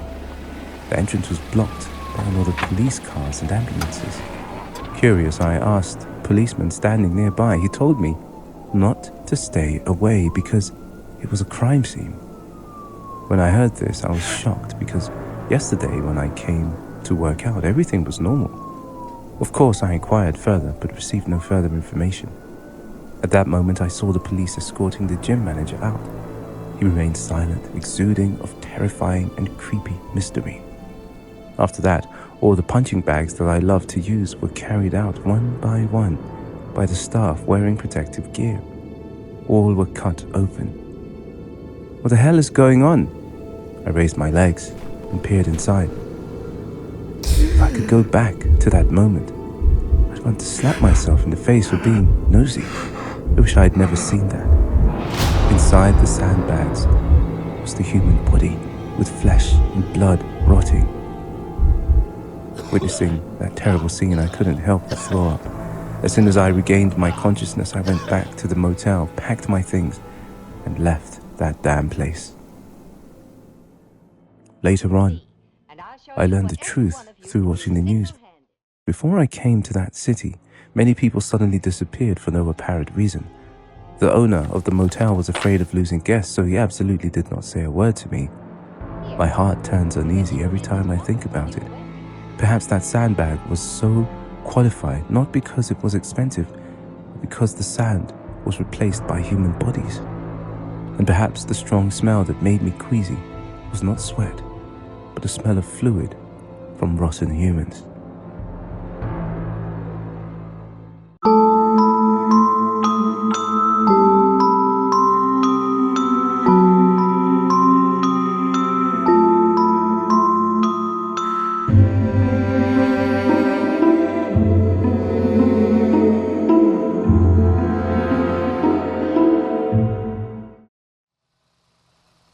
God, I hope this bus never stops. It was Sunday night, but I still had to go to work. Forgot to mention, I work part-time at a Chuck E. Cheese. I know what you were thinking. Working at Chuck E. Cheese is a dream job. Having fun with the kids is nothing to complain about. Wow. Calm down. Hear me up and I'll prove you wrong. Mr. Brooks, the Chuck E. Cheese owner, is now my boss. Ever since I was a kid, I've always thought he was the most caring soul that spends his whole life working for children.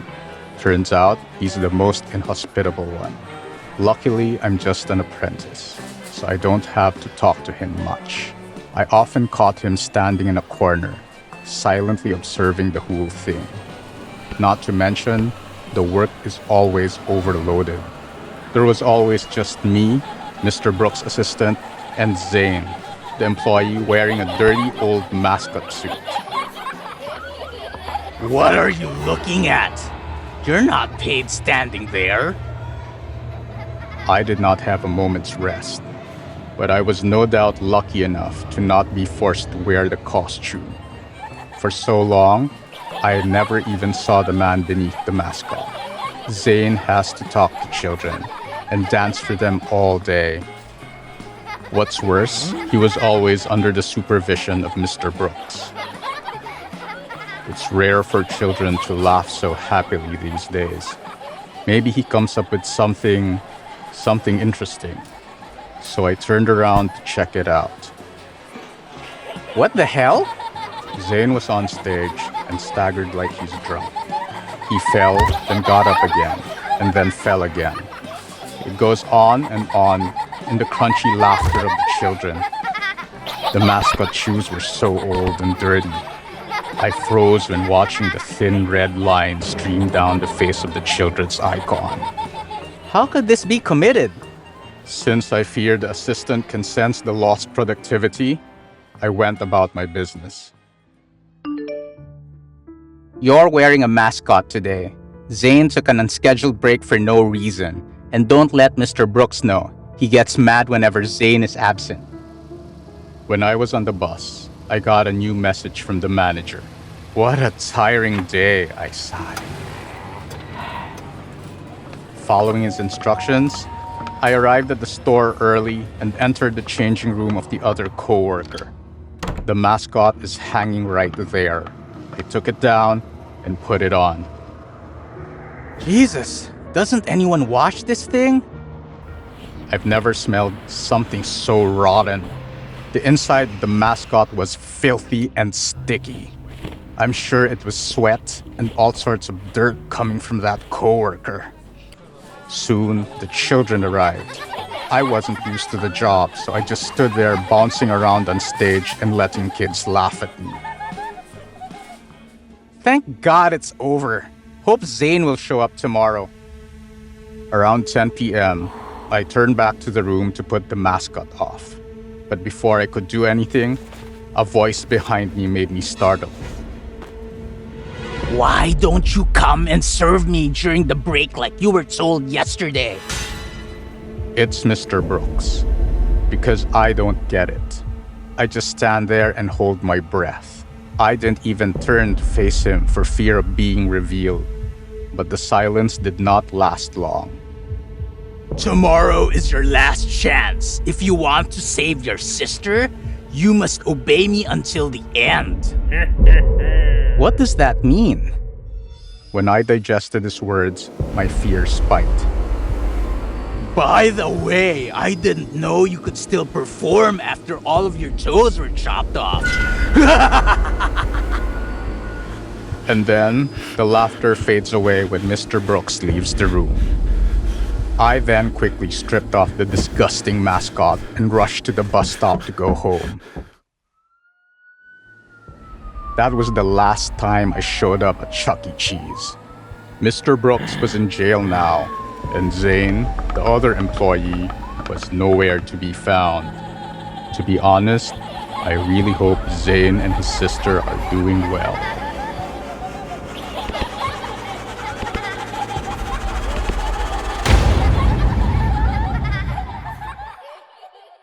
It was Christmas Eve. I took my son, Tom, into the bedroom at around 10 o'clock. I gave him a cheek kiss. My little boy was lying in bed, resisting his sleepiness to tell me stories. "Mummy, I threw a big snowball in Mr. Ben's face this evening." Tom isn't a mischievous boy. But this was not the first time I heard some kinds of stories like this. Since today was a holiday, I didn't scold him, just asking, "Did he get mad at you?" I noticed the excitement in his eyes. "No, Mummy, he was just joking that he would come back for a resentment." What a relief. Mr. Ben was our friendly and decent neighbor. If it wasn't him, Tom probably got in big trouble. "Okay, close your eyes now if you want Santa Claus to come. I'll be back before you wake up. I promise." And I turned off the light and gently closed the door. It was just Tom and me the whole time, so I feel very guilty when I have to work on Christmas Eve. I forgot to mention I'm a nurse, and nights like Christmas would make me busier than ever. I locked the door and left the house at 11:15. Didn't forget to leave a glass of milk and some cookies on the table. As expected, I was so tied up that I didn't even have time to check my phone. It's already 7 a.m. Tom probably has been sleeping. I unlocked my phone to see a lot of missed calls. All are calls from home that were sent at 12 o'clock at night. Oh no! Knowing something was off, I rushed to my apartment. The door was only half closed. I was so sure I had locked it. There was snow on the doorknob and the floor. "Tom, are you awake?" He didn't answer. That's when I noticed the glass of milk was spilled on the table, pouring onto the carpet that Tom loved. I called his name, but still. When I got back, it was the dead silence. I glanced around. The apartment had stopped at the bedroom door. Oh my God!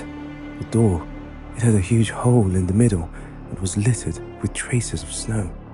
Tom, not having enough time to think, I rushed into the room. It's like there had been a snowball fight everywhere. Fear and panic swelled within me. I rummaged through the closet under the bed to find nothing. There's still one place I didn't check. I brushed the snow off the bed, but still couldn't see my son. Under the snow there was a large pool of blood instead. Someone left a note. It read, "Tom is not a good boy. We always find wonder under the Christmas tree, don't we?" Trembling with anxiety and fear, I headed to the corner of the living room. The Christmas tree was flashing with lights. That's when I noticed, bedside, the gift boxes that my mother and I had prepared. There was also a box wrapped in red paper that I had not seen before. It was so big that a kid could fit. A kid like Tom. Tom. Never in my life had I experienced such horror. I stepped in the living room and shakingly opened the lid of the gift box. Inside was chest-deep snow and my baby boy. Tom couldn't move. Mouth was overstuffed with snow, and his eyes were red and watery.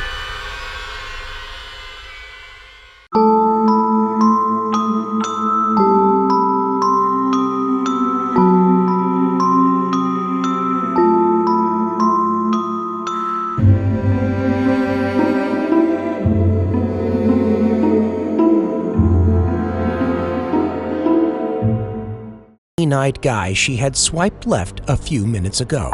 Hi. He started first, just the way she liked. So two of them texted each other for hours until he asked to meet Hazel for a coffee somewhere.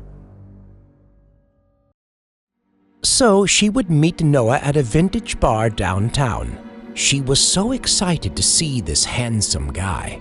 But when she got there, Noah hadn't arrived. So she sat down at a table in the corner to wait. The doorbell rang. A well-dressed guy with neat and trendy hair walked in. Hazel wasn't sure, but when she saw those mesmerizing eyes, no more doubt. That was exactly the one. Noah. Hi, are you Hazel? He asked and smiled. Hazel couldn't help but keep staring into Noah's eyes. His green eyes were so intense. Noah was still waiting for the answer. Yes, I'm Hazel. Have a seat. So the two started a conversation. Everything seemed to go smoothly, except for an awkward moment when Hazel paused for too long, staring into Noah's beautiful eyes. You all right? He asked. Yeah. She took a sip of wine. Oh, but I have to say that your eyes are so pretty, Noah. Hazel suddenly leaned forward as if to make eye contact, causing Noah to jump back a little. I wish I could have those eyes of green. Then Hazel wanted to touch his eyes, but suddenly she felt dizzy. Everything around her spinned. Hazel felt something was wrong, and when she looked over at Noah, she only saw his eyes staring at her and smiling evilly. Hazel reached her hands to Noah, but before she could do anything, she collapsed on the table. Hazel woke up to feel her whole body heavy like water. She could barely open her eyes. Where is this place? She looked around. This was an old, dilapidated room with a strong, musty smell. And there was a small window that looked over a vast forest. This place looked like an abandoned house.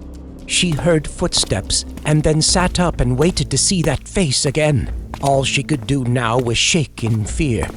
That was Noah. He greeted her with that smile again. Good to see you back. He grinned so weirdly. Let me out, Noah! Let me out! Let me out! Scream however you want. No one can hear you anyways. Noah looked at his prey in fear. Hey, naive girl. Don't you know that there are a lot of bad people on Tinder? How can you go meet someone you just talked to so easily? Noah pressed Hazel's face. His hand lifted her chin up. She stared at those eyes, which were now full of evil thoughts. He threw her on the floor. Her back hit the ground. She struggled with all her might, but her hands were restrained, so she couldn't move. Noah laughed out loud when he saw that.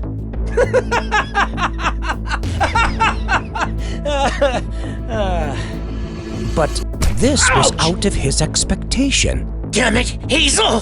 He screamed. This is not good! Noah fell on his back.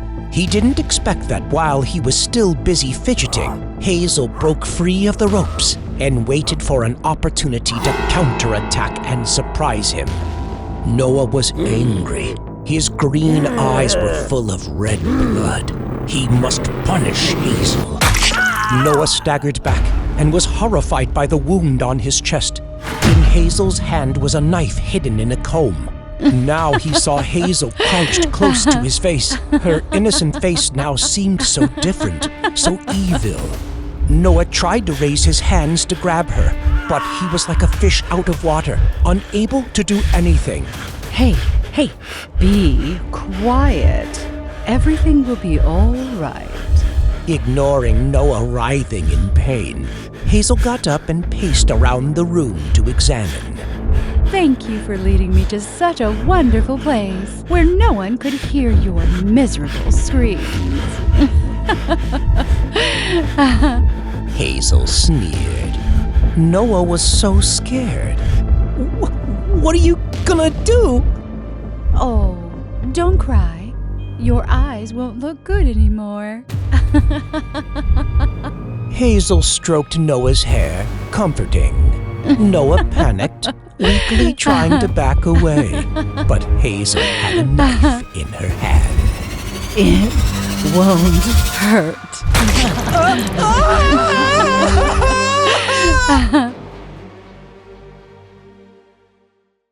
Hazel gently placed that pair of eyes covered with blood and cords inside the small box.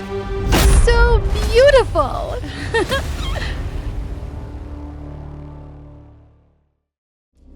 Hazel lay in her room, her legs dangling in delight, her fingers gliding tender evenly. Ooh. This color is so pretty too. A new match from Tinder.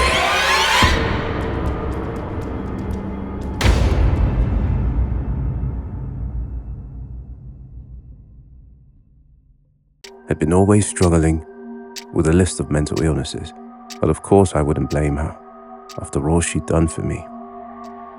The first year after we got married, our life was like a dream. However, Haley changed when she found out she couldn't have children. She often had trouble sleeping and had to take medicine, yet her condition only got worse, and strange things constantly happened in our house after that. Once, after having the sweet night together, I cuddled Haley to sleep. I don't know how long it had passed. I was woken up by an uncomfortable feeling around my chest.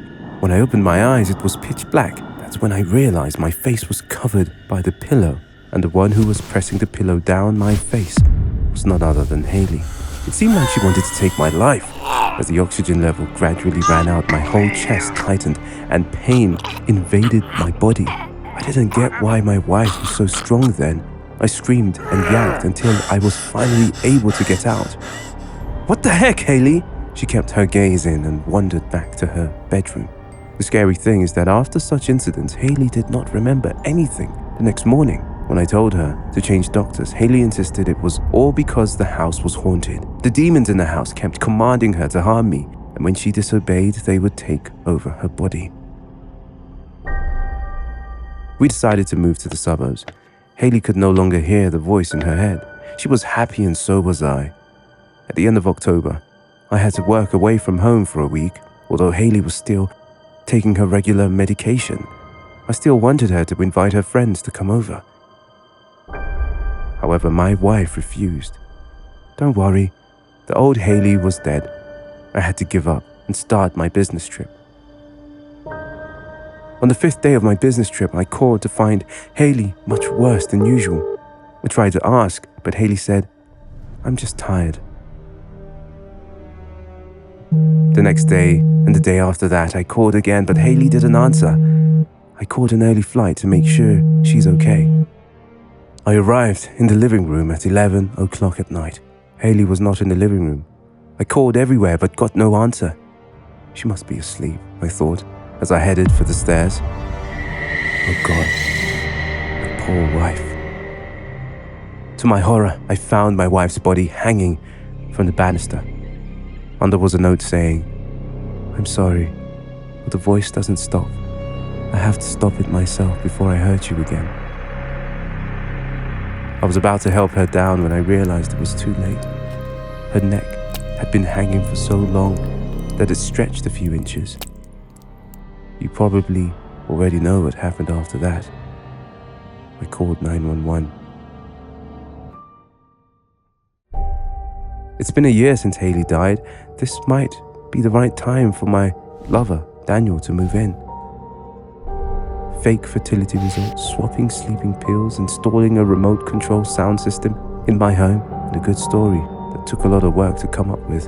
All of it worked perfectly, and nobody even doubted. It's all worth it though, as now I can live a long life with the love of my life.